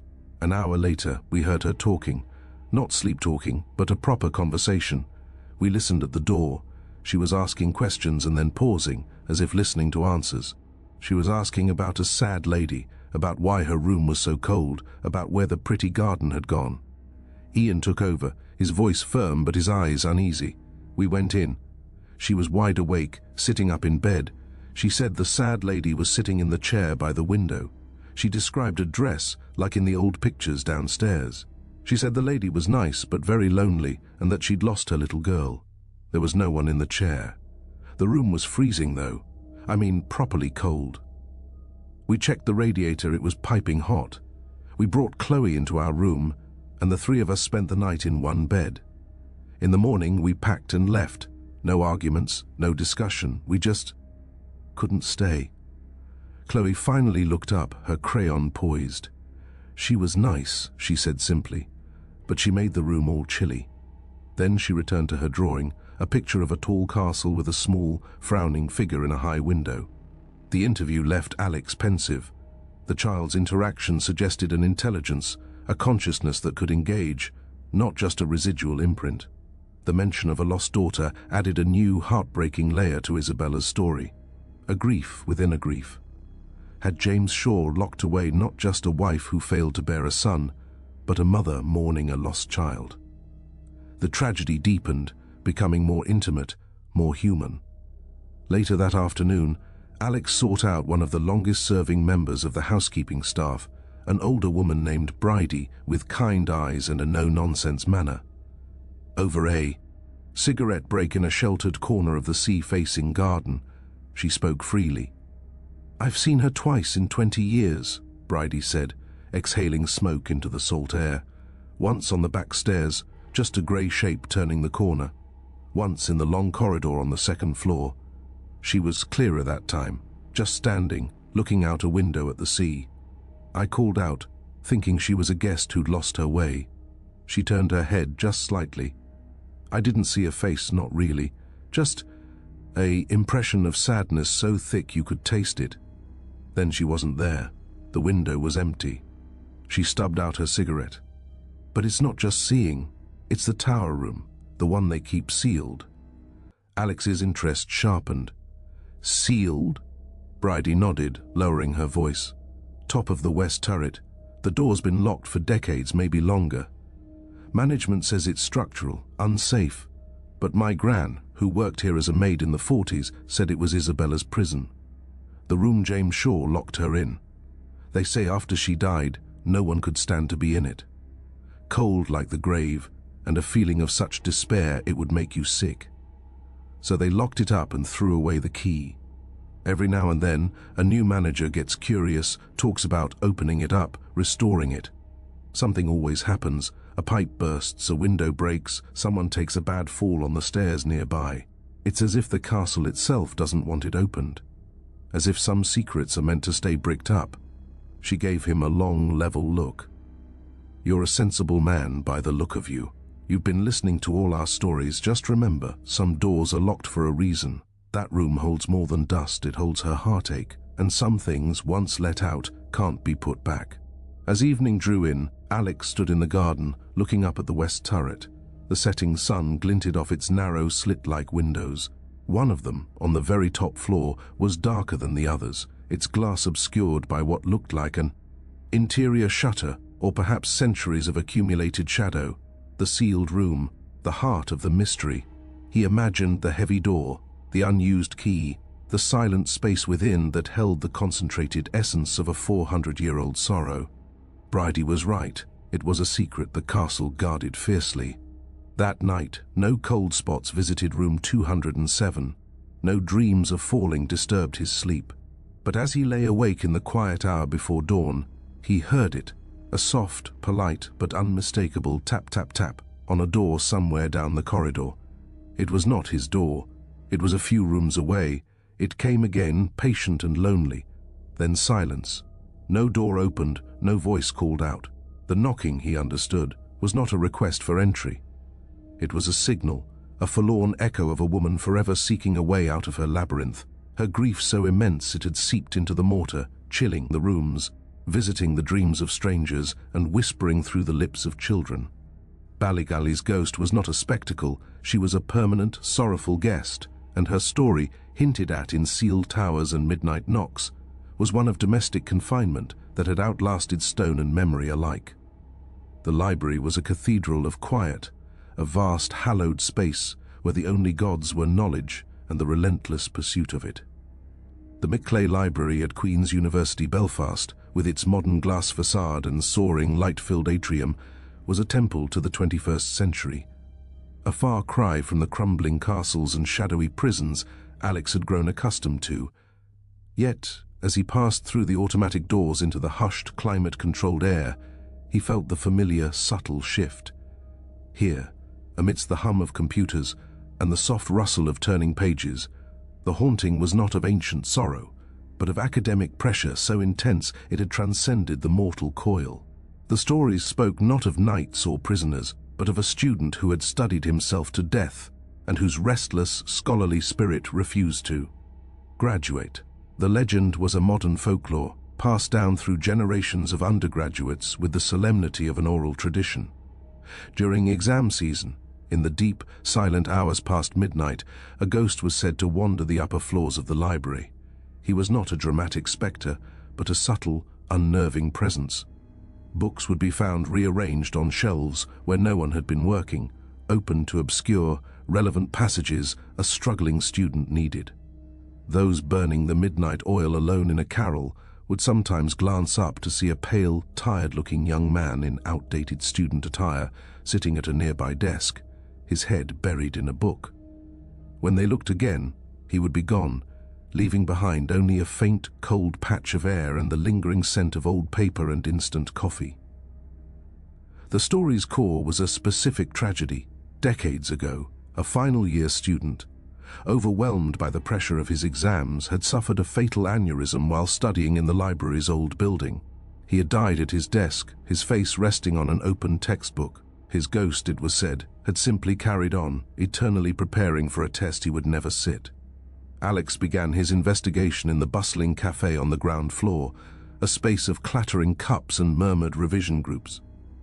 He found his first contact, a postdoctoral researcher named Sinead, who had been using the library for nearly a decade. Over a cappuccino, she spoke not with fear, but with a weary acceptance. "It's part of the fabric of the place, especially around January and May," she said, stirring her coffee. "You hear the stories every year. A friend of mine, a PhD candidate in history, swears she saw him. She was working on her thesis in the silent study area on the 4th floor, about 2 a.m. She looked up from her laptop, and there was a lad in a dated-looking jumper and corduroys sitting 2 tables over, frantically scribbling in a notebook. She thought nothing of it. We've all been that desperate. But when she looked up again 5 minutes later, he was gone. The chair was pushed in, and the table was completely empty. No notebook, no pen, and the air where he'd been sitting was noticeably colder. She said she felt a wave of profound, panicked exhaustion, like she just pulled 3 all-nighters in a row. She packed up and left. Sinead's own experience was more tactile. "I was reshelving some journals in the stacks late one evening. I had a trolley. I turned my back to place a volume, and when I turned around, a book was lying flat on the floor in the middle of the aisle. Not fallen from a shelf, it was placed there, perfectly centered. It was a very specific, out-of-print monograph on Celtic linguistics, exactly the text a colleague had been complaining he couldn't find for weeks. I checked the shelf. Its spot was empty. It was as if someone had taken it from its place and left it out to be found." Thanking Sinead, Alex ventured deeper into the library's labyrinth. He took the lift to the upper floors, where the silence grew denser, broken only by the distant whir of a printer or the squeak of a trolley wheel. The study areas were hushed temples of concentration, students bent over laptops and towering stacks of books, their faces illuminated by the sterile glow of LED lamps. He walked the long rows of metal shelves in the stacks, the air smelling of dust and binding glue. The atmosphere was one of focused intensity, a collective psychic strain. He could easily imagine how a single, catastrophic moment of personal pressure could leave a permanent scar in such an environment. His second interview was with a pair of undergraduates, Mark and Claire, who met him in a soundproof group study pod. They were visibly still rattled, their story fresh from the previous weekend. It had been a date of sorts, a mutual agreement to study together for an upcoming chemistry exam. As the evening wore on and the library emptied, they found themselves alone in a secluded corner of the 3rd floor. Stacks, surrounded by towering shelves of bound periodicals. "We weren't really studying anymore," Claire admitted, her fingers twisting a strand of hair, just talking, whispering. It was quiet, peaceful. She glanced at Mark, who nodded encouragement. Then we heard it, a whisper, but not from each other. It came from the next aisle over, a low, sibilant sound, like someone rapidly reciting under their breath. We stopped talking, listening. It was just fragments, but it sounded like chemical formulas, organic compounds, the stuff we were supposed to be revising. Mark took over, his voice tight. I got up to look, peered around the end of the shelf. The aisle was completely empty, but the whispering didn't stop. It seemed to move, coming from the aisle behind us now, then from further down the row. It was following us, this frantic, hushed recitation. Then we both felt it, this sudden, icy coldness that settled right between us, like someone had just sat down in the empty chair at our table. We looked at each other, and we didn't need to say a word. Claire finished, her eyes wide. We just grabbed our stuff and ran. We didn't stop running until we were out of the library, across the quad, and in the well-lit student union. We left half our books behind. I went back for them the next day, in the middle of the afternoon, with a crowd of people around. They were exactly where we'd left them, on the table. But the chair between where we'd been sitting, it was pushed out, as if someone had just gotten up. After they left, Alex felt a compelling urge to experience the library after closing. Through a contact in the administration, he secured special permission for a supervised post-midnight visit with a senior librarian, a stoic man named Mr. Devlin, who had worked there for 30 years. Mr. Devlin was a skeptic by profession, a man who believed in catalogues and Dewey Decimal, not phantoms, but his long tenure had given him a repository of oddities. "I don't believe in ghosts," he stated flatly as they walked through the darkened, emergency-lit ground floor at midnight. "But I believe in documented anomalies. The security logs are full of them. Motion sensors triggering in locked sections, books found in the morning piled neatly on study desks when the cleaners swear the area was clear. Once, the old fire alarm panel, a solid mechanical thing, registered a heat spike in the old theology section. We evacuated the building. The fire brigade found nothing, not a spark, but the students who'd been studying nearby said the air had become unbearably hot for a moment, like an oven door opening, before the alarm sounded. They took the service lift to the 4th floor, the silent study zone. The vast room was a landscape of shadows, the long study tables and empty chairs looking like artifacts in a museum of academia. The only light came from the green exit signs and the faint glow of Belfast through the tall windows. The silence was absolute, a thick, velvety quiet that seemed to absorb sound. "This is where most of the reports originate," Mr. Devlin said, his voice barely a whisper, as if respecting the sleep of the books. "The pressure during exams is a tangible thing. It's not supernatural, it's psychological. But," he conceded, "it leaves a mark." He left Alex alone for 15 minutes, retreating to the lift lobby to check his phone. Alex stood in the center of the dark study hall, his recorder held out. He felt the weight of the silence, the collective memory of countless hours of panic, hope, and despair absorbed by the carpet and the furniture. He walked slowly down an aisle between shelves, his flashlight beam cutting a narrow path through the darkness. He was looking for nothing in particular, just listening to the atmosphere. He found it in the history section. A single heavy volume lay flat on the floor at the intersection of 2 aisles, just as Sinead had described. It was a dense tome on the plantation of Ulster.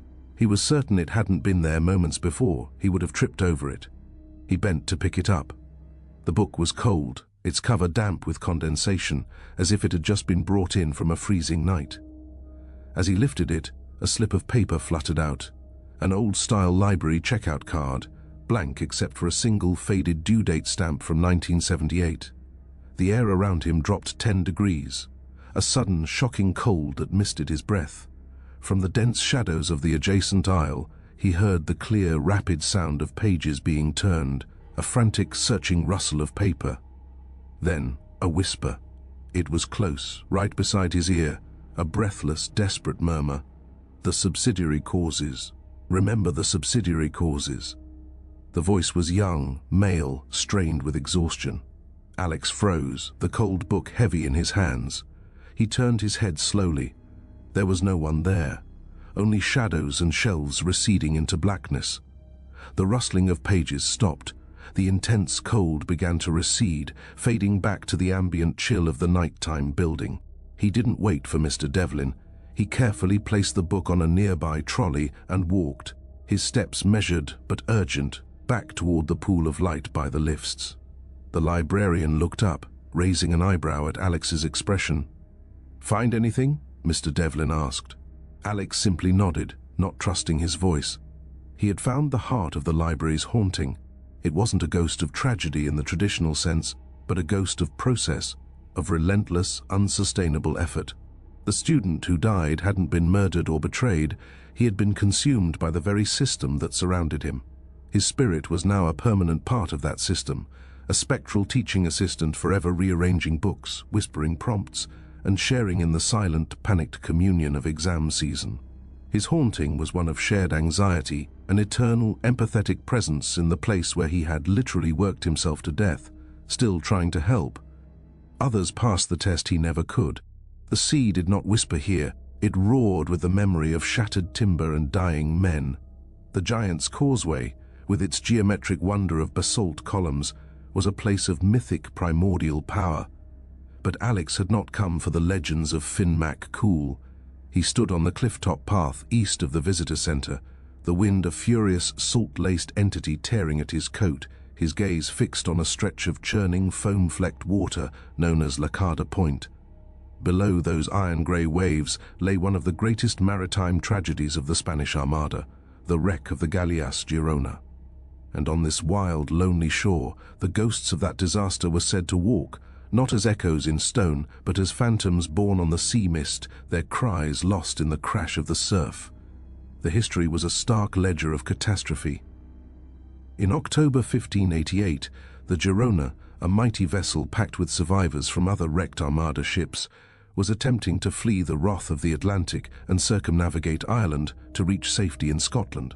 Crippled by storms and leaking badly, she was driven onto the rocks at Lacada Point. Of the estimated 1,300 souls aboard, nobles, soldiers, sailors, slaves, only a handful survived. The sea claimed a king's ransom in gold and silver, but more profoundly, it claimed an entire microcosm of 16th century Spain, grinding it to splinters and bone on the unforgiving Ulster coast.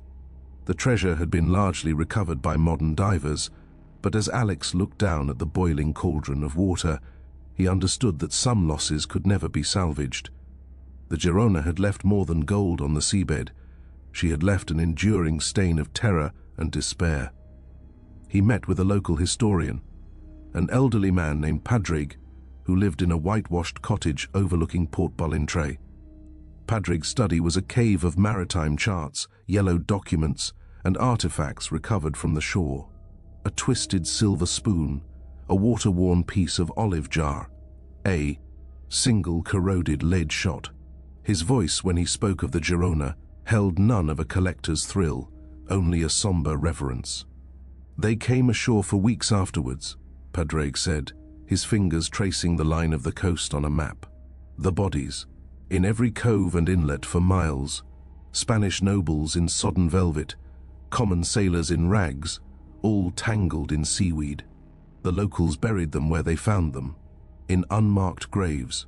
There was no malice in it, only pity and a fierce practicality. But so many were never found. The sea kept them." He turned from the map, his eyes meeting Alex's. "And sometimes the sea gives them back, not as bodies but as shadows."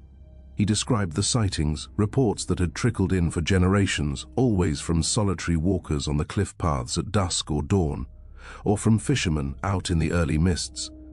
Phantom sailors, seen wandering the rocky shore below the causeway. Figures in tattered, anachronistic clothing, doublets, hose, wide breeches, stumbling along the tide line as if disoriented or standing motionless on offshore rocks, staring blankly at the land. They were never clear, always glimpsed through spray or low fog, and they never responded to calls. They simply existed for a moment, remnants of a drowned company still trying to find their footing on a hostile shore before fading into the grey air or seeming to walk directly into the surf, disappearing beneath the waves from which they came. But Padraig saved the most chilling account for last. It concerned a man named Eamon Byrne, a treasure hunter from Dublin who had become obsessed with the Girona in the 1990s. Convinced that a major trove had been missed by the official dives, Byrne had spent months camping in a caravan near the point, studying tidal charts and old salvage records. He was a rational, driven man, not given to superstition. Then the changes began. Padraig, who had spoken to him occasionally, noticed the hollows under his eyes, the nervous tremor in his hands. He started talking about the voices, Padraig said, his voice dropping. He claimed he heard them at night, when the wind was right. Not English, not Irish. Spanish, he thought. A babble of desperate, pleading cries carried on the wind from the direction of the sea. They called names, he said. Miguel, por Dios, ayúdame, help me. At first he dismissed it as imagination, fatigue, but the voices grew clearer, more persistent. He told me one had started calling his name. Amon, Amon, ven con nosotros. Come with us. Padraig's face was grave. The last time I saw him, he was a wreck. He said the voices weren't just calling him to the shore, they were inviting him out, to the wreck site.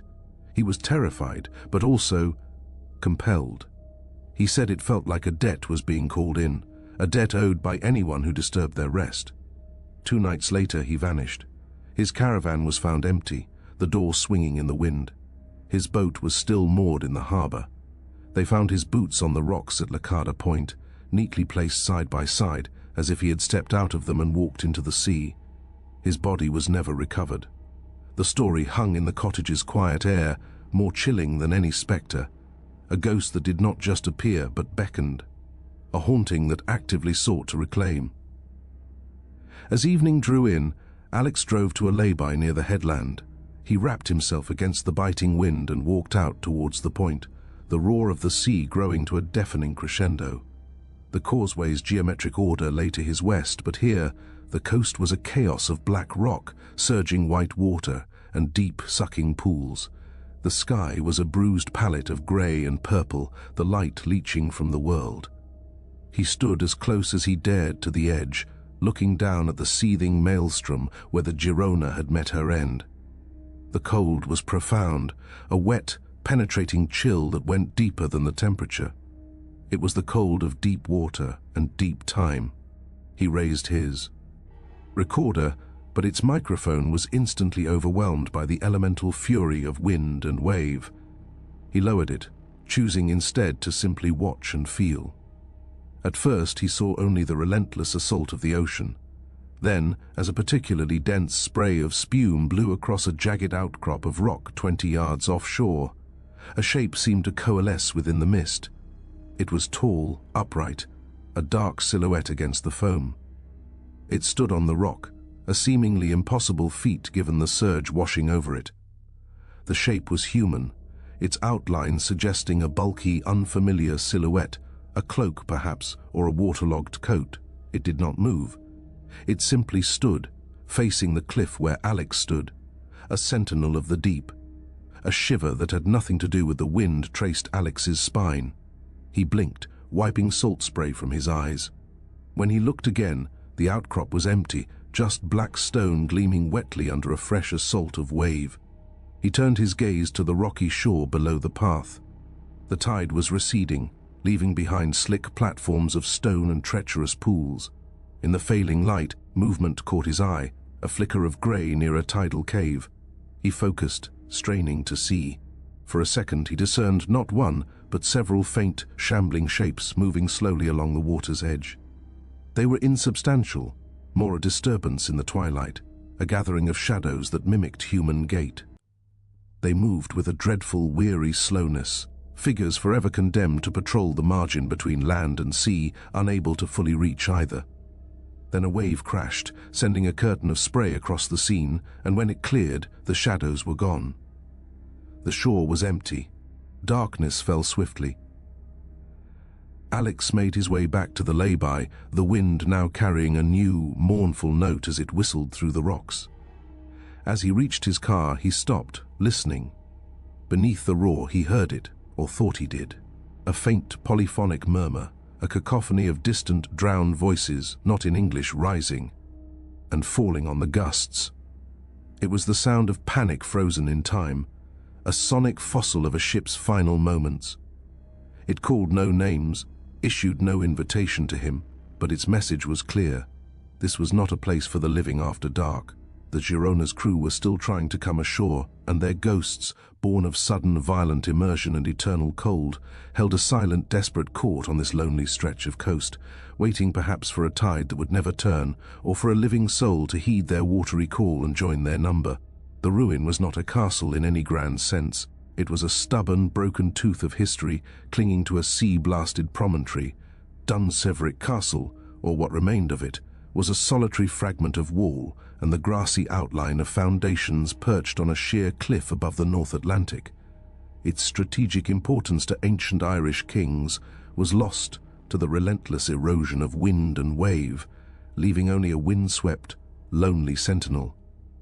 Yet, as Alex parked his car and began the short, steep walk up the headland path, the air itself seemed to vibrate with a different kind of history, one not of kings, but of lost souls, and a sound that heralded doom.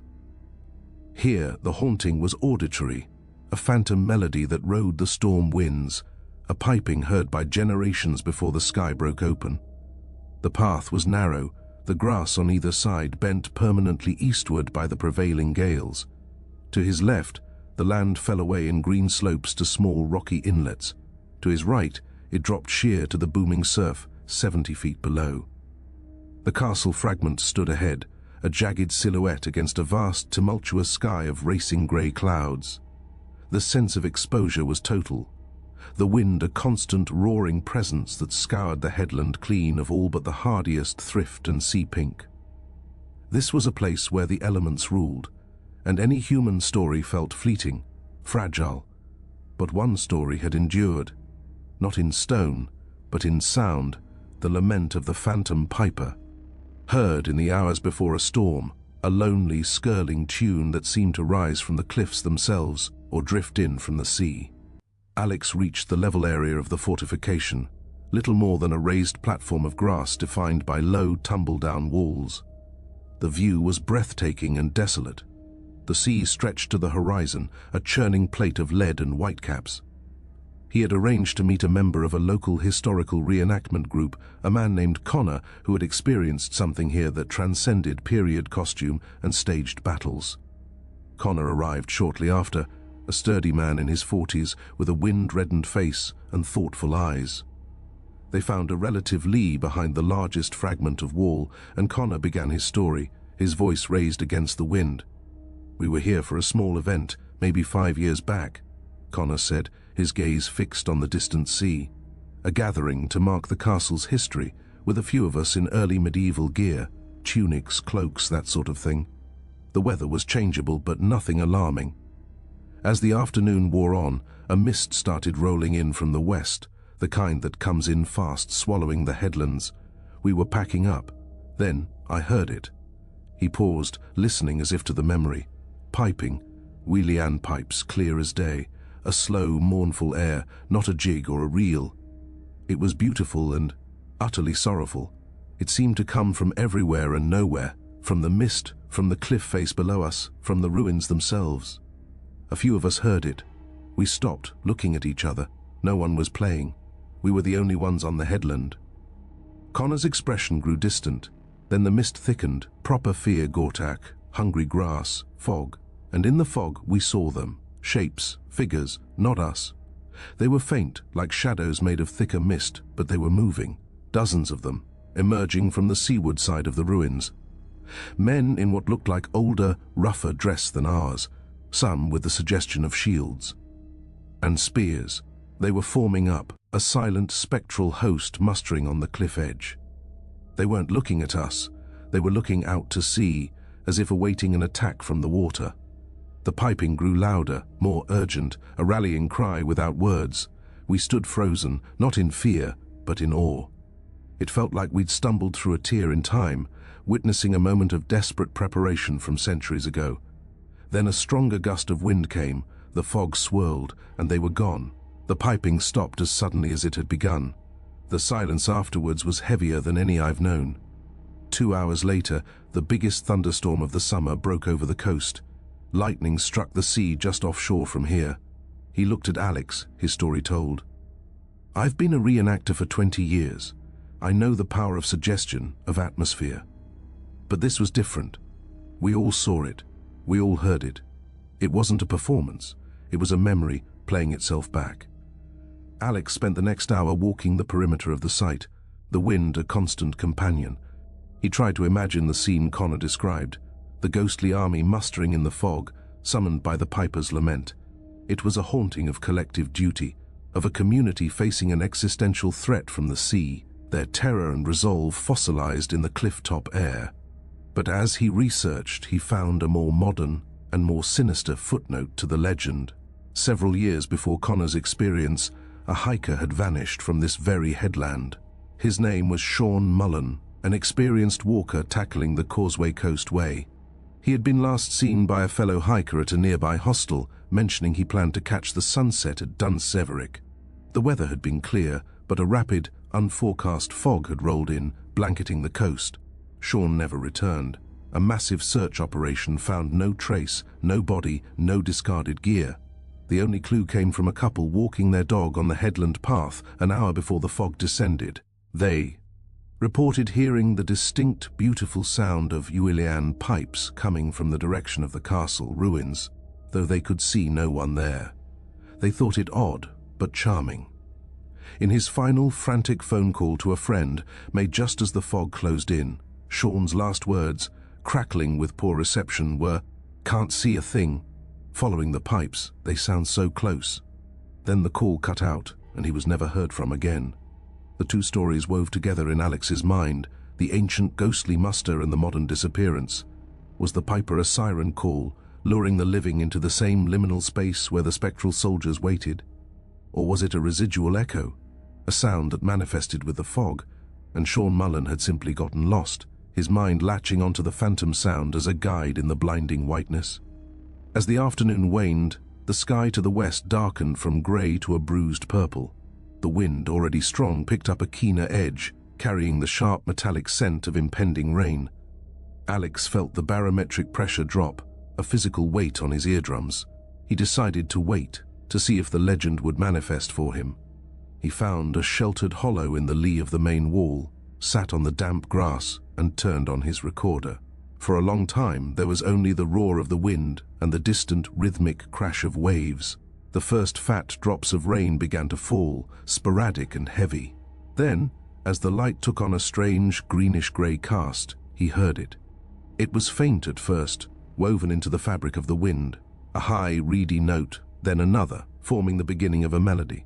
It was unmistakably the Uilleann pipes, the characteristic drone and regulator chords providing a haunting harmony to the slow, mournful air. The tune was one of longing and loss, a cawenade, a lament. It seemed to have no single source. One moment, it drifted from the cliff edge below. The next, it echoed from the empty field behind the ruins. It grew louder, clearer, as if the player were approaching through the thickening air. The music was profoundly beautiful and carried an undercurrent of desperate urgency, a warning set to melody. Alex stood up, his heart hammering. The rain began in earnest. A cold, driving curtain swept in from the sea. The fog, Connor had described, started as a white veil on the water, rapidly advancing towards the headland. The piping rose in volume, competing with the howl of the wind, the skirl of it cutting through the storm's noise with supernatural clarity. He peered into the advancing fog, his eyes straining. For a moment he thought he saw movement within the murk near the cliff edge, shapes darker than the surrounding grey, shifting, coalescing. Not the clear forms Connor had described, but suggestions, impressions of a group of men standing in a line, a silent, watchful presence summoned by the piper's call. The air grew icy cold, a damp chill that seeped through his waterproof jacket. The piping was all around him now, a sonic cage of sorrow and alarm. A primal understanding clicked into place. This was no harmless echo. The phantom piper wasn't just a weather gauge, he was a herald for the ghostly garrison, and his music marked a threshold.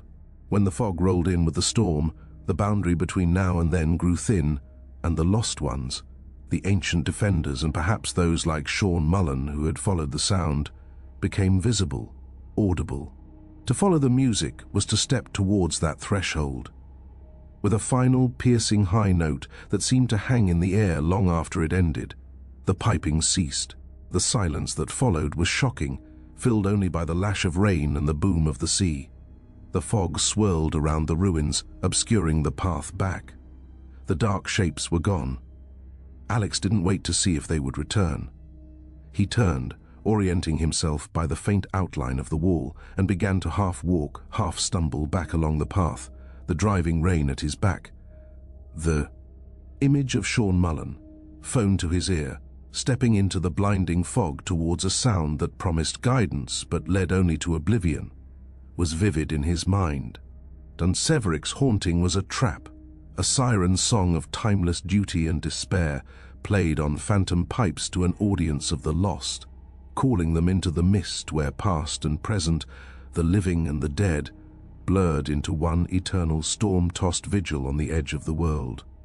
The sorrow in the stones was not one of violence, but of a quiet, enduring grief that had seeped into the earth like a slow, cold spring. Bangor Abbey, nestled in the coastal town from which it took its name, was not a ruin in the dramatic sense. Its remains were gentle, low, grassy foundations tracing the outline of a once great monastic settlement, a restored tower, a peaceful graveyard shaded by ancient yews. It was a place of tranquility, of birdsong, and the distant murmur of the Irish Sea. Yet, as Alex walked through the lich gate into the hallowed ground, he felt the familiar, subtle shift in the atmosphere.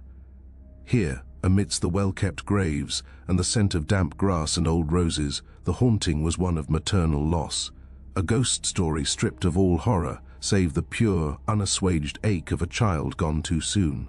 The White Lady did not rage or threaten, she mourned, and her grief had become a permanent feature of the twilight.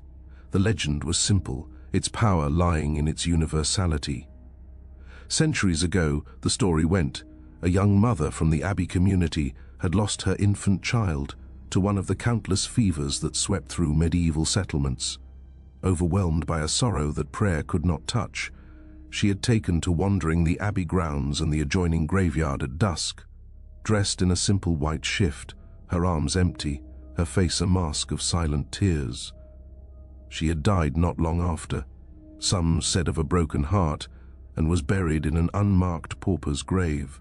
But her spirit, forever bound to the site of her deepest pain, had never ceased its vigil. She was the White Lady, a luminous, sorrowful figure seen drifting among the headstones as the day bled away, forever searching for the child she had lost. Alex began his investigation in the small visitor center attached to the restored tower, speaking with the site custodian, a gentle, silver-haired woman named Moira. Her office was filled with tidy files and local history books, but her knowledge of the Abbey's spectral resident was personal, gathered from a lifetime in the town. "She's not a frightening presence," Moira explained, her voice soft. "Those who see her speak of a deep, overwhelming sadness, a wave of empathy that washes over them, rather than fear. She's most often seen near the old yew tree in the far corner of the graveyard, or moving slowly along the path that borders the ancient chapter house foundation.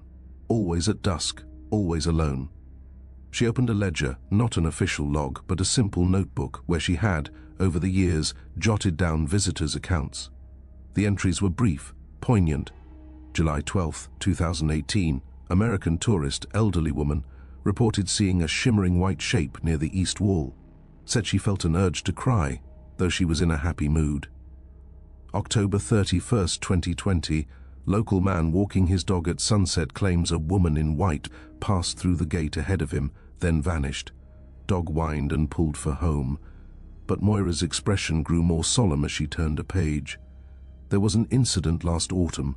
A young couple, they'd come to Bangor for a day out, had a romantic dinner, and decided to take a twilight stroll through the Abbey grounds. "It's a common enough thing, it's a beautiful, peaceful place." She pointed to a more detailed entry. They were holding hands, walking near the old graveyard. The light was fading, that lovely blue-grey hour. The young man, his name was Ben, said he saw a light near the yew tree. He thought it was a reflection from a street lamp, but it grew brighter, coalescing into the shape of a woman. She was glowing, he said, with a soft internal light, like moonlight on mist.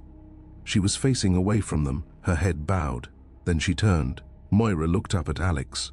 He said her face was beautiful, but etched with a sorrow so profound it felt like a physical blow. She looked directly at them, and her eyes, they were full of an endless, questioning grief. His girlfriend, Chloe, saw it too.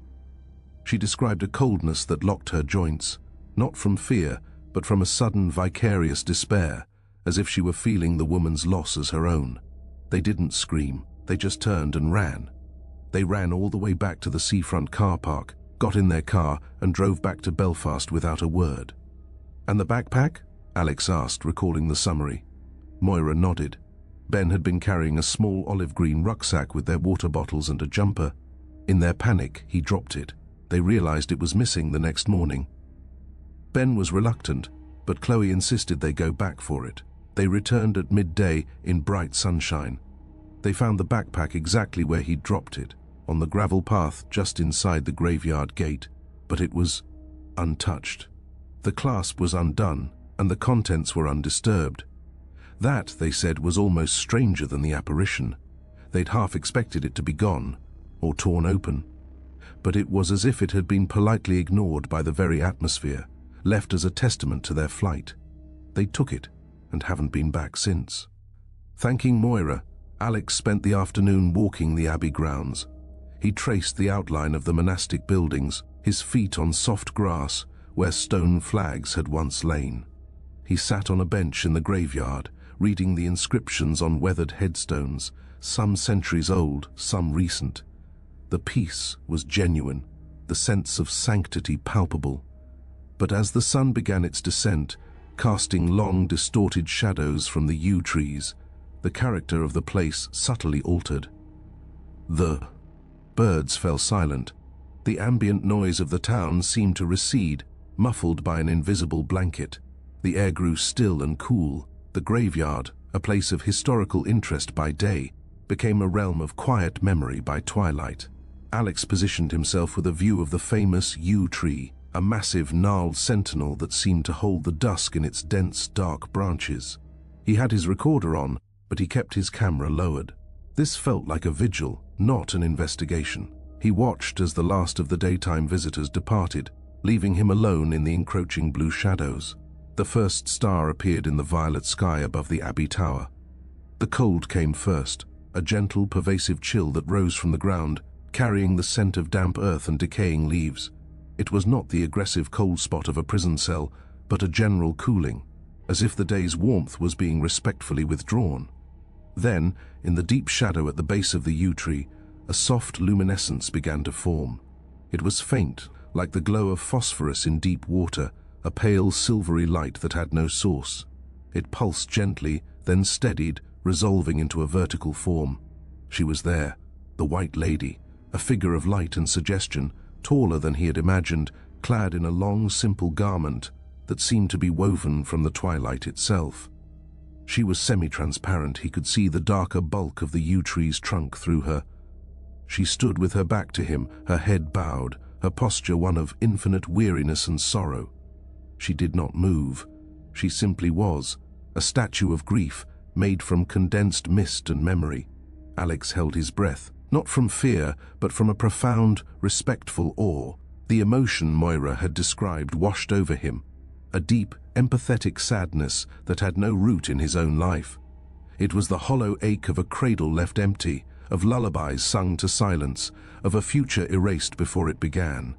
It was a clean, sharp sorrow, uncomplicated by anger or malice, pure in its devastation. He understood why the couple had fled. The feeling was invasive, a direct transfusion of another's eternal pain. As he watched, the figure slowly turned. The movement was fluid, silent.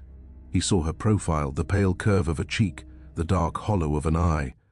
Her face was turned not toward him, but slightly upward, as if scanning the headstones for a particular name, a particular date. Her expression, what he could discern of it, was one of quiet, desperate searching.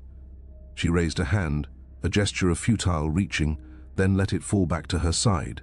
The action was so human, so utterly forlorn, that Alex felt a lump form in his own throat. Then, as if sensing his observation, her head turned fully towards him. He met her gaze, or the space where her gaze would be. There were no features, only pools of deeper shadow in the luminous oval of her face, but the direction of her attention was unmistakable. In that moment, the vicarious sadness crystallized into a specific, targeted yearning. It was a question, silent and deafening. Have you seen him? Have you seen my child? The connection lasted only a second. A breeze stirred, rustling the dry grass at the base of the yew tree. The luminous figure shimmered, her form dissolving like sugar in water, breaking apart into 1,000 motes of faint light that swirled once in the air before winking out. The cold lifted, the ordinary sounds of the evening, a distant car, a dog barking, rushed back in.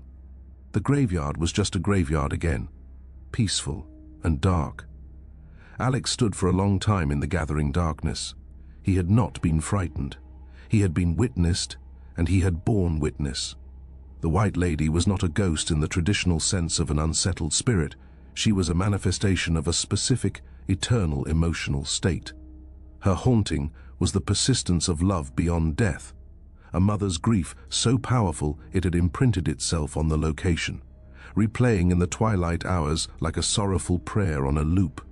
She asked for nothing, threatened nothing. She simply mourned, and in doing so, reminded the living of the timeless, universal ache of loss. The untouched backpack made perfect sense now. Her interest was not in the belongings of the living, but in the one belonging she could never recover. As he left the abbey grounds, the image of her luminous, searching form lingered in his mind, a silent elegy written in light and shadow on the sacred ground. The land ended not in a dramatic cliff, but in a long, low finger of rock and grass pointing defiantly into the Irish Sea. St. John's Point, with its iconic candy-striped lighthouse, was a place of stark, wind-scoured beauty and profound isolation. The road to the point was a narrow, winding ribbon of tarmac that clung to the coastline, hedged by gorse and stone walls, offering glimpses of the churning, steel-grey water on one side and the rolling, empty pastures of the Lecale Peninsula on the other. As Alex drove this final stretch, the sky a vast, oppressive canopy of cloud, he felt a different quality of silence settle over the car. This haunting was not of buildings or ruins, but of the road itself, a phantom of the highway, a rider from the darkness, whose appearance was not just a spectral curiosity, but a deadly omen. He parked near the lighthouse, a cheerful red and white sentinel that seemed incongruously bright against the somber landscape. The wind here was a constant keening force, flattening the grass and carrying the sharp, clean scent of salt and seaweed. The point felt ancient, a place where the modern world thinned to nothing, leaving only the elemental struggle of rock and sea. But the story he had come to investigate was not of the lighthouse keepers. It was of the lonely road behind him and the thing that rode it at the witching hour. His first contact was in the small visitor center attached to the lighthouse keeper's cottage, now a holiday rental. The caretaker, a retired fisherman named Malachi, with a face like tanned leather and eyes the color of the sea on a cloudy day, agreed to talk over a mug of strong tea in the cottage's snug kitchen. The warmth from the Aga stove was a welcome contrast to the damp chill that seeped through the stone walls. "The horseman," Malachi said, the word hanging in the air like peat smoke. "Aye, he's ours. Not like the fella from Sleepy Hollow. Ours is older. No one knows who he was. A courier killed by highwaymen, a soldier decapitated in some forgotten skirmish, a lord who lost his head and his lands. The story changes with the teller.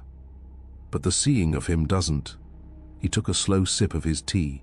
He rides the Point Road from the old crossroads near the ruined church all the way down to the lighthouse gates. Always at midnight, or near enough. A man on a big dark horse, riding hard, and where his head should be, on his shoulders, there's nothing. Just empty space above the collar of his coat. Malachi's gaze grew distant, fixed on the rain-spattered window. It's not a sight for tourists. It's a thing for locals, for those who have to use that road late. And it's a warning. Seeing him means bad luck is coming. But worse, he's been known to cause it. He leaned forward, his voice dropping. 20 years ago, maybe a bit more, a fella from Downpatrick, name of Donal Hagan. A good man, careful driver. He was coming back from a late shift at the fish plant in Ardglass, midnight, on that very road.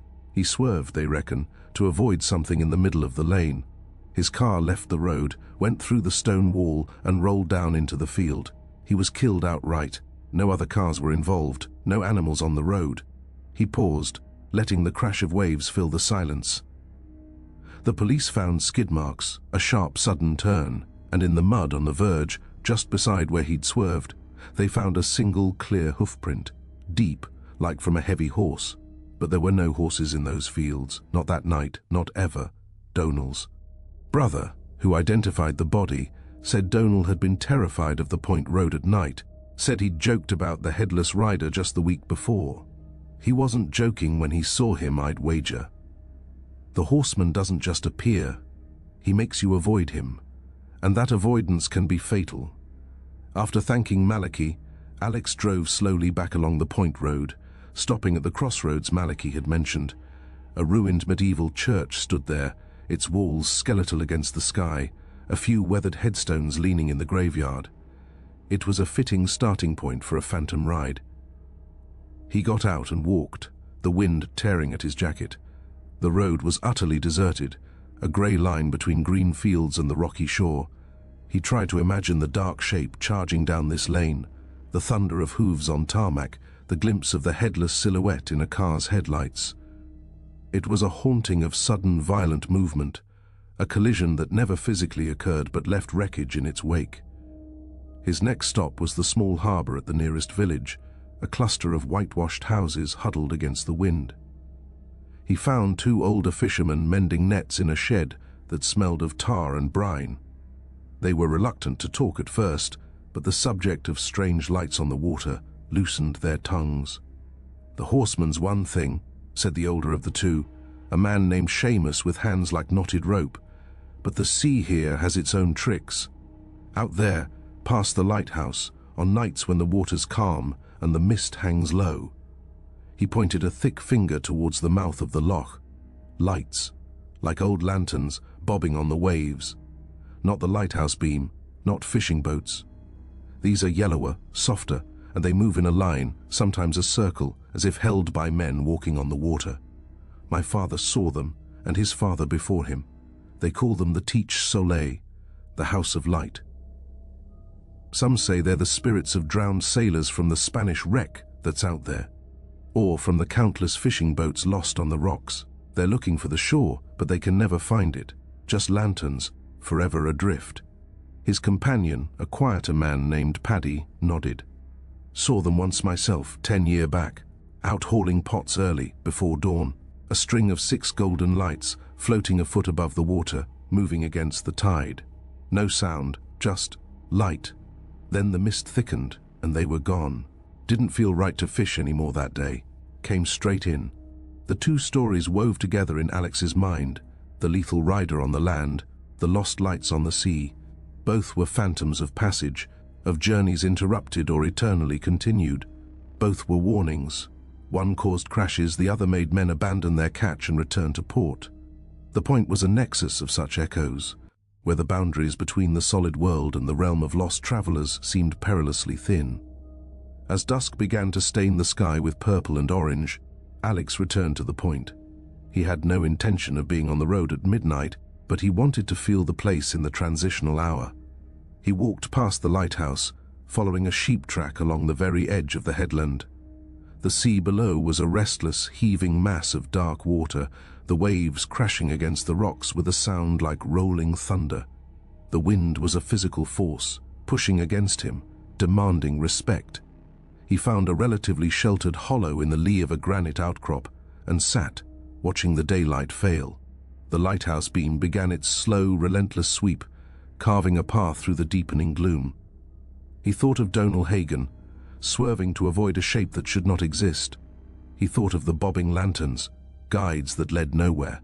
The melancholy here was not intimate, like the White Lady's, nor furious, like the Lover's Leap. It was a melancholy of vast, empty spaces and sudden, irrevocable wrong turns.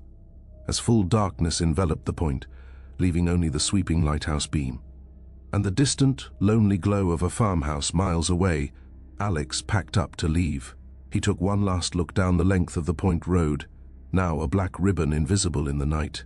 His headlights would soon carve a tunnel through that darkness. For a moment he entertained the reckless idea of staying, of waiting for the midnight hour, but the memory of the skid marks and the single hoofprint was too vivid, the fishermen's tales of unnatural lights too sobering. Driving back along the winding road, his headlights picking out stone walls and the occasional startled sheep, he felt the weight of the stories. St. John's Point was a terminus. The headless horseman was a ghost of the journey's end. a fatal interruption on the final stretch. The lights on the water were the ghosts of journeys never completed, forever circling just offshore. Together they spoke of the perils of passage, of the thin margin between safe arrival and eternal wandering. The haunting here was not about being trapped in a place, but about being forever in motion towards a destination that could never be reached, whether on a dark road or a darker sea. It was a reminder that some roads, especially those that end at the water's edge, are best traveled before nightfall, when the only lights are those that belong firmly to the world of the living. The quiet of his Belfast apartment was a profound, almost shocking contrast to the world he had been inhabiting. For weeks, Alex had lived amidst the whispers of stones and the chill of unseen presences.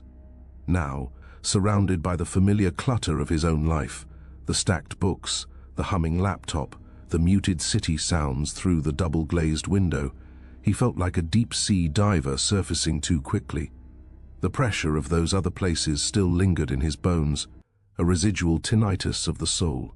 He spread his notebooks, voice recorder, and printed photographs across the broad oak desk, a detective assembling clues to a crime that spanned centuries and counties. The stories were vivid, visceral, but they were fragments. It was time to find the pattern in the haunting.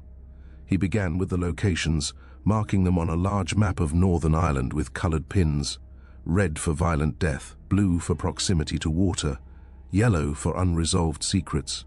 Quickly, a constellation emerged, and it was not random. Crumlin Road Gaol, with its executions and hidden tunnel, was a red and yellow pin in urban Belfast. Dunluce Castle, the kitchen wing lost to the sea, was a cluster of red and blue on the dramatic north coast. The Girona shipwreck, blue. The dark hedges with its disappearance, yellow. Ballygally Castle, with its sealed tower and story of domestic imprisonment, red and yellow. Mussenden Temple, the lover's leap from the cliffs, red and blue. The pattern was undeniable, a terrifying synergy of tragedy, geography, and silence. He reviewed his interview notes.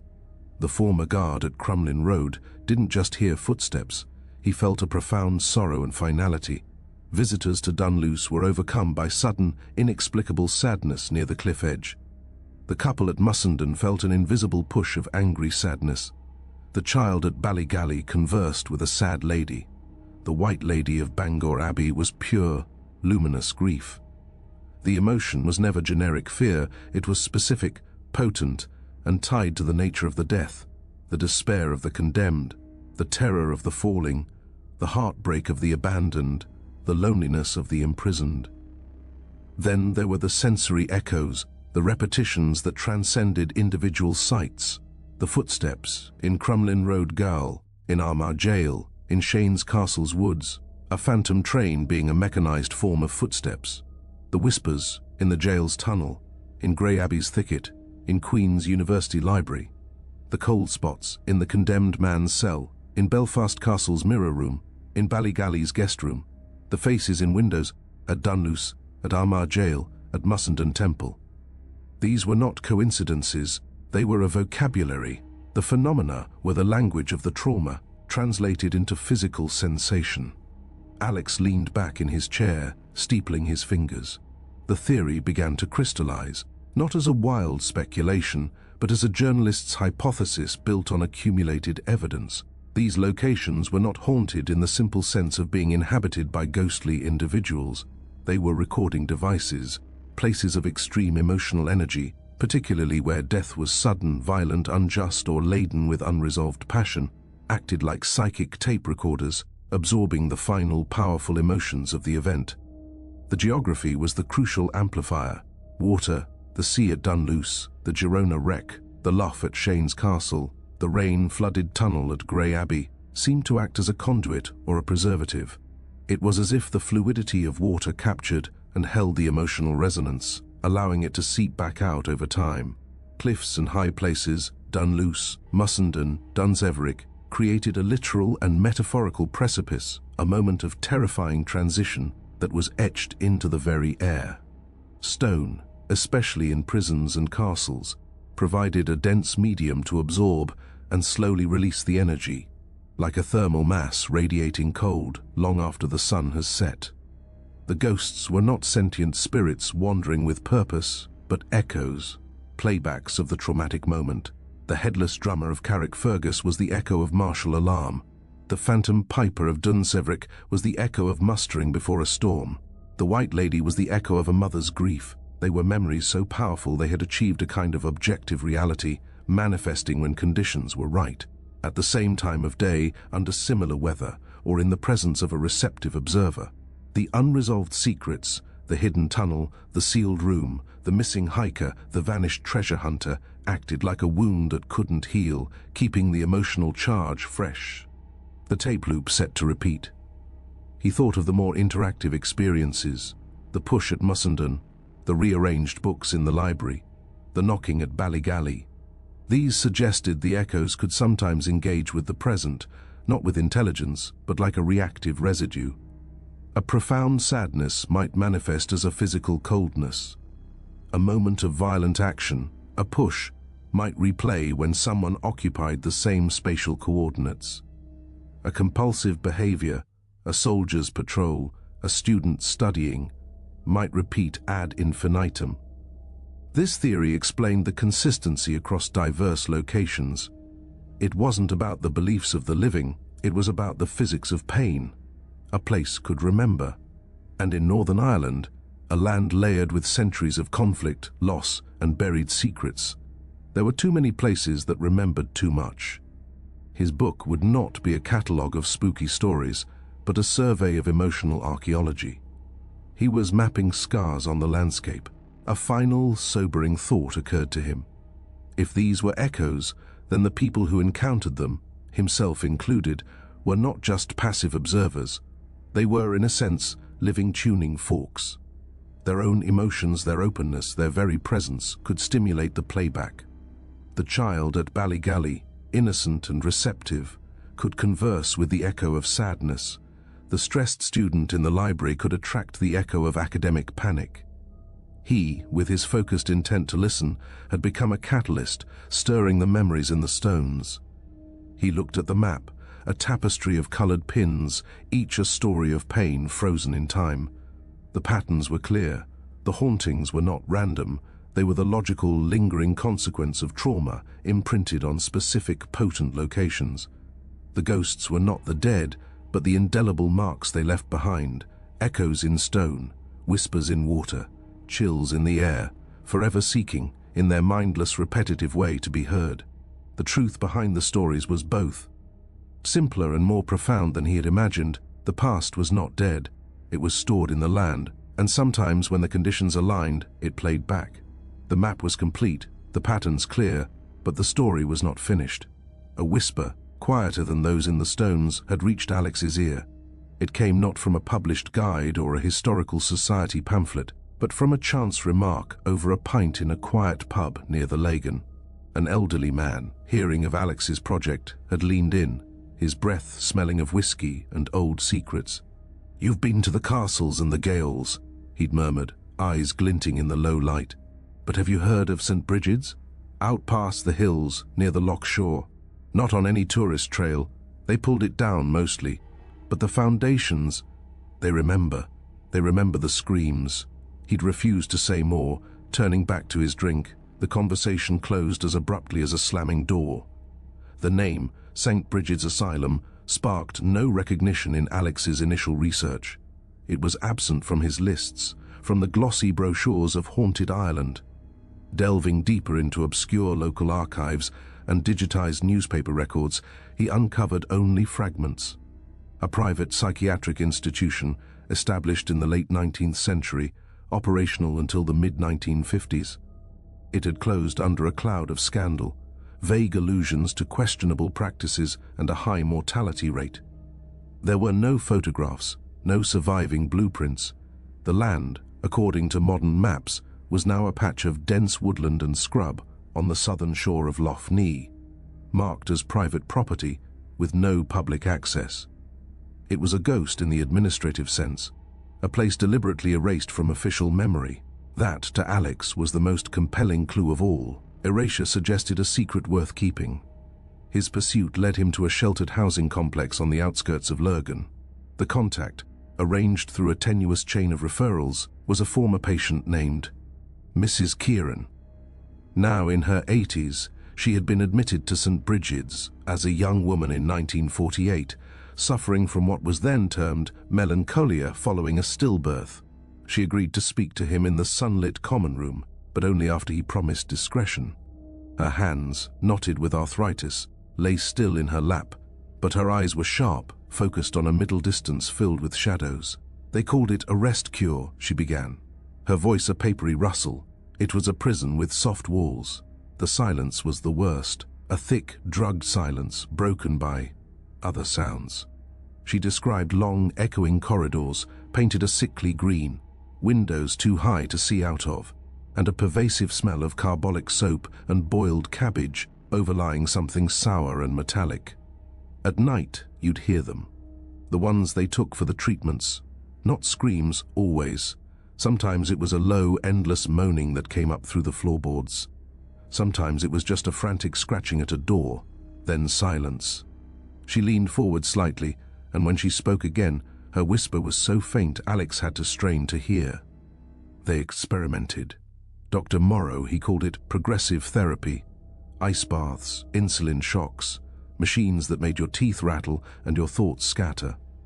Some didn't come back from those rooms, not really.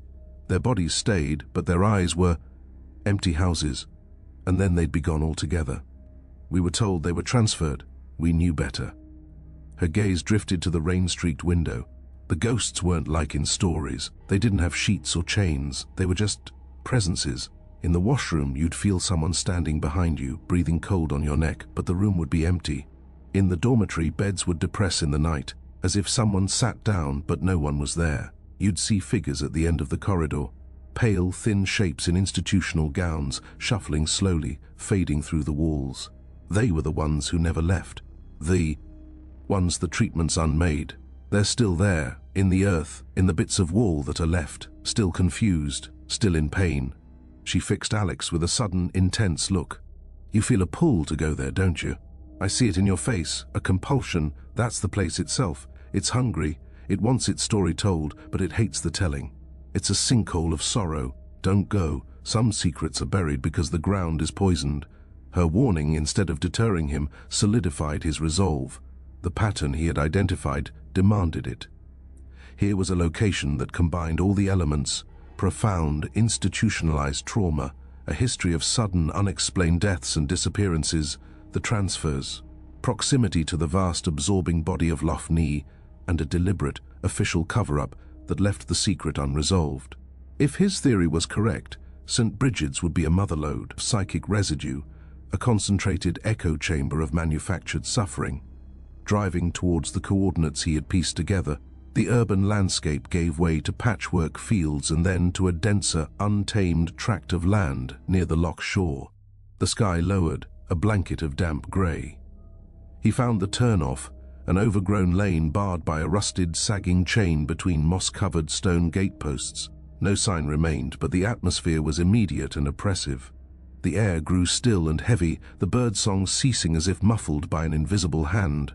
Beyond the chain, the lane disappeared into a tunnel of encroaching sycamore and ash, their branches tangled like nervous systems.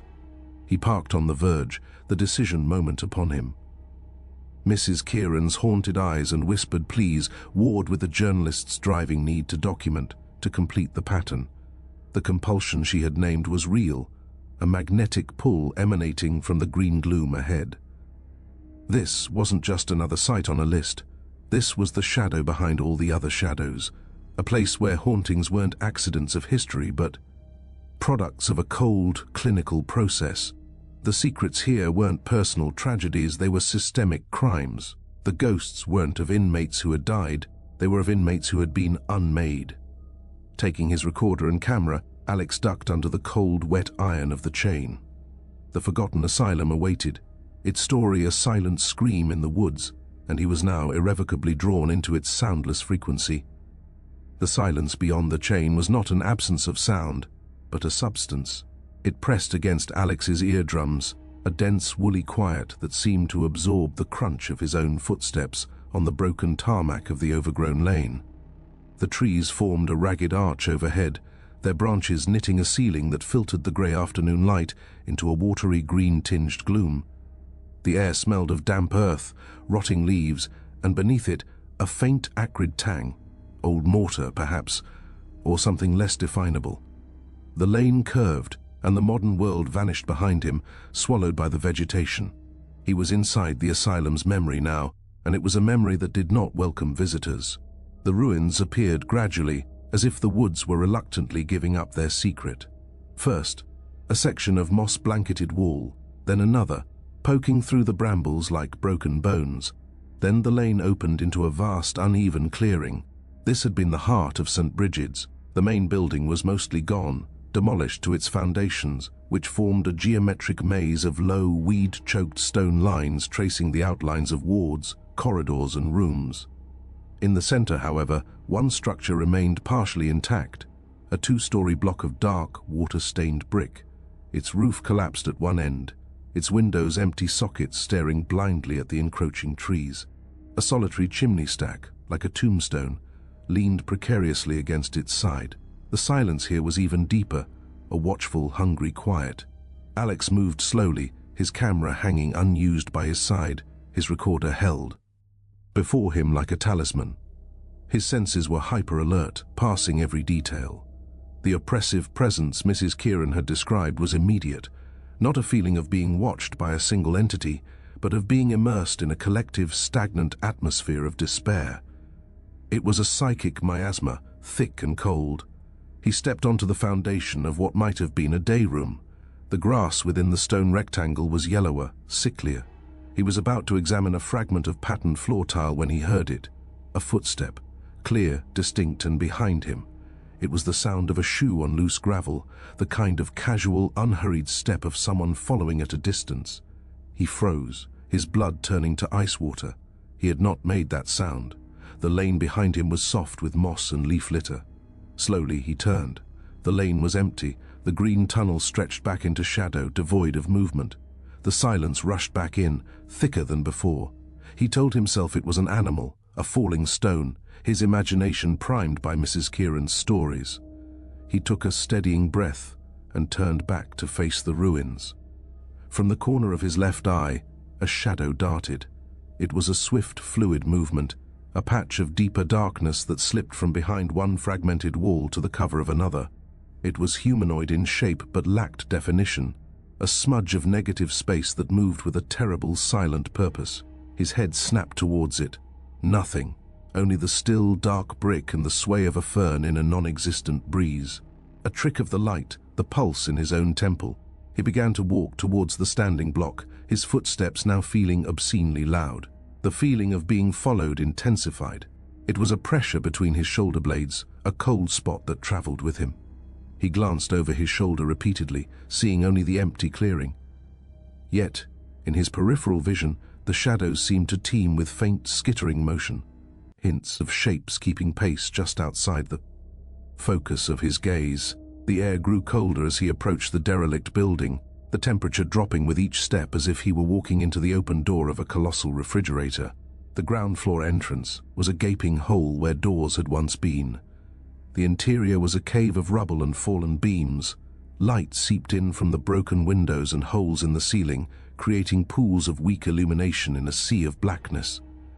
The smell here was stronger, damp plaster, decay, and that underlying metallic sourness. He clicked on his flashlight. The beam cut through the dust motes, revealing graffiti-scarred walls, heaps of broken furniture, and mounds of plaster that had cascaded from the ceiling. His light caught a rusted bed frame, twisted and skeletal, half buried in debris. He picked his way through the main hall, his light probing doorways that led into smaller rooms. Most were choked with wreckage. One, however, near the back of the building was relatively clear. Its door hung from one hinge. He pushed it open, the screech of corroded metal unnaturally loud in the silence. It had been an office. A heavy oak desk, scarred and water-warped, sat against one wall. A filing cabinet lay on its side, drawers spilled open. Books and papers were strewn across the floor, swollen with damp, their pages fused into solid, mildewed blocks. But on the desk, as if placed there recently, was a small, neat stack of folders. They were modern, manila, startlingly out of place. Alex approached, his beam illuminating them.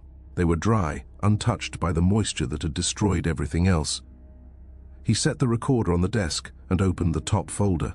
The pages inside were photocopies of old, typed reports, patient intake forms, treatment logs, memos between doctors. The language was cold, clinical. He skimmed, his heart sinking. References to hydrotherapy, sessions lasting hours, to electroconvulsive therapy administered at frequencies to induce cognitive reset, to dietary adjustments that correlated with a spike in patient mortality in the winter of 1952.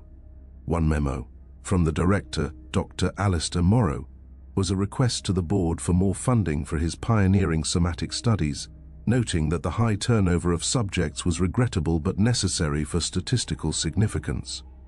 At the bottom of the folder was a handwritten list of names, about 24, with dates. The last date was March 1953. Beside each name was a single chilling word, transferred. This was the cover-up, not a hidden tunnel or a sealed room, but a paper trail of sanctioned atrocity. The transfers were the disappeared, the unmade. The asylum hadn't just housed the mentally ill, it had used them as raw material.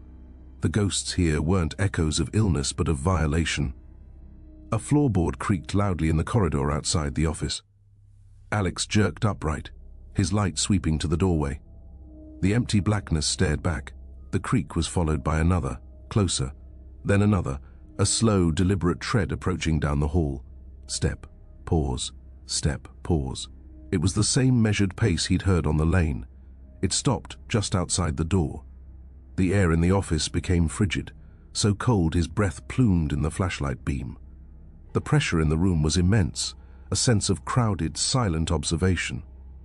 He could feel them now, the presences Mrs. Kieran described, not as individuals, but as a collective weight of confusion and anguish, pressing in from the darkness.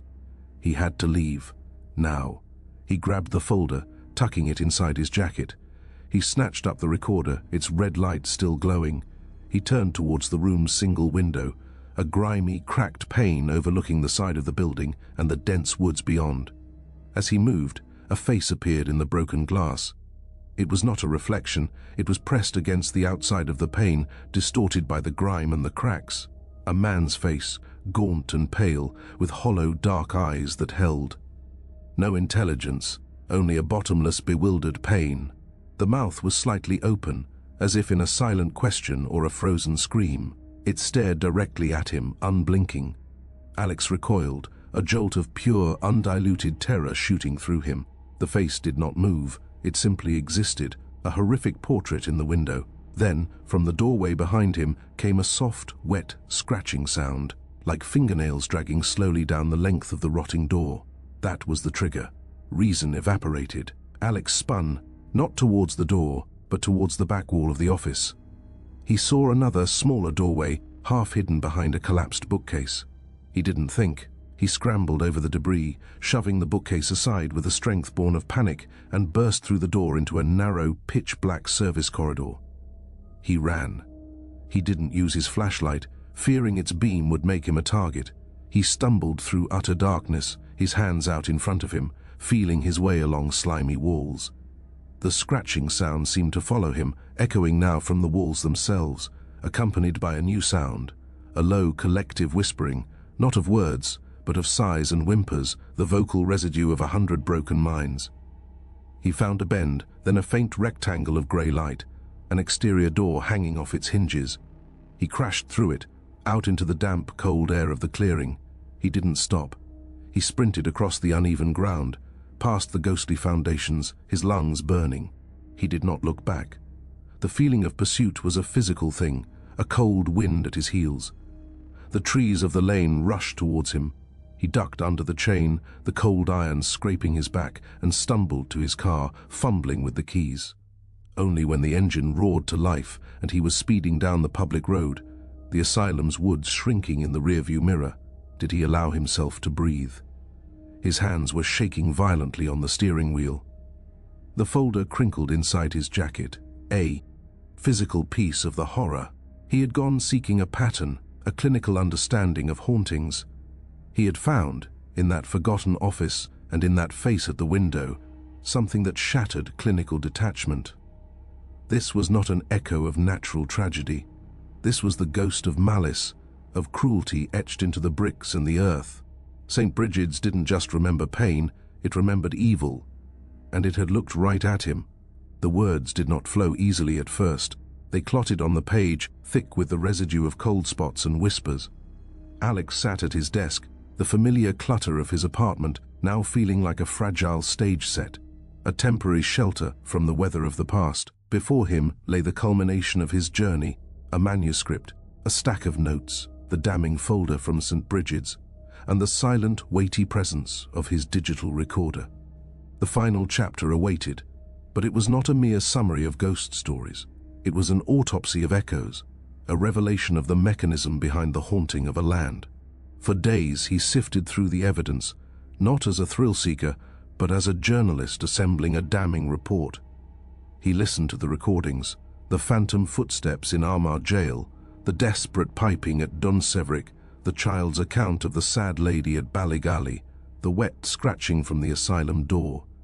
Each was a data point. He laid out the photographs, the blurred shape in the dark hedges, the face in Dunluce's window, the stark geometry of forgotten asylum foundations. He revisited his map with its colored pins, the patterns now screamingly clear. The theory he had formed in Chapter 21 was no longer a hypothesis, it was a conviction forged in the cold dark of St. Bridget's. The hauntings were not the wanderings of lost souls, they were recordings. Violent or deeply emotional death, particularly sudden, unjust or unresolved, acted like a lightning strike of psychic energy, searing the moment into the very fabric of a place. Geography was the amplifier, water conducted and preserved it, stone absorbed and radiated it, cliffs and high places framed it in a moment of terrifying transition. The ghosts were these imprints playing back under the right conditions, at the same hour, in similar weather, or in the presence of someone whose own emotional frequency could act as a trigger.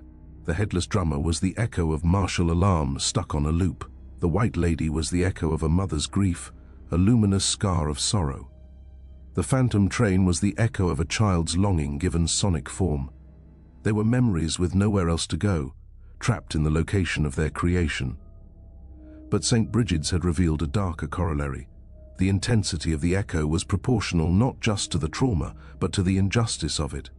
The cold, clinical cruelty of the asylum, the systematic unmasking of persons, had created a residue of a different order, thicker, more charged, and more interactive.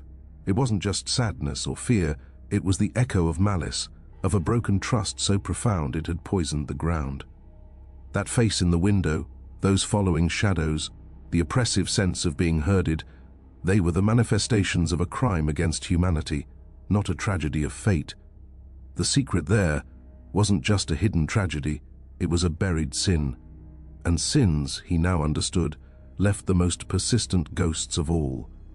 He thought of all the secrets he had uncovered, the bricked-up tunnel in Crumlin Road, the sealed tower room at Ballygally, the drowned lovers at Grey Abbey, the vanished patients of St. Bridget's. These weren't just plot points in a spooky tale. They were the unresolved cause, the open wounds that kept the echo fresh. A secret was a story that had been denied its ending, and that lack of closure generated a kind of psychic static, a relentless searching energy. The hauntings were, in essence, warnings from the past.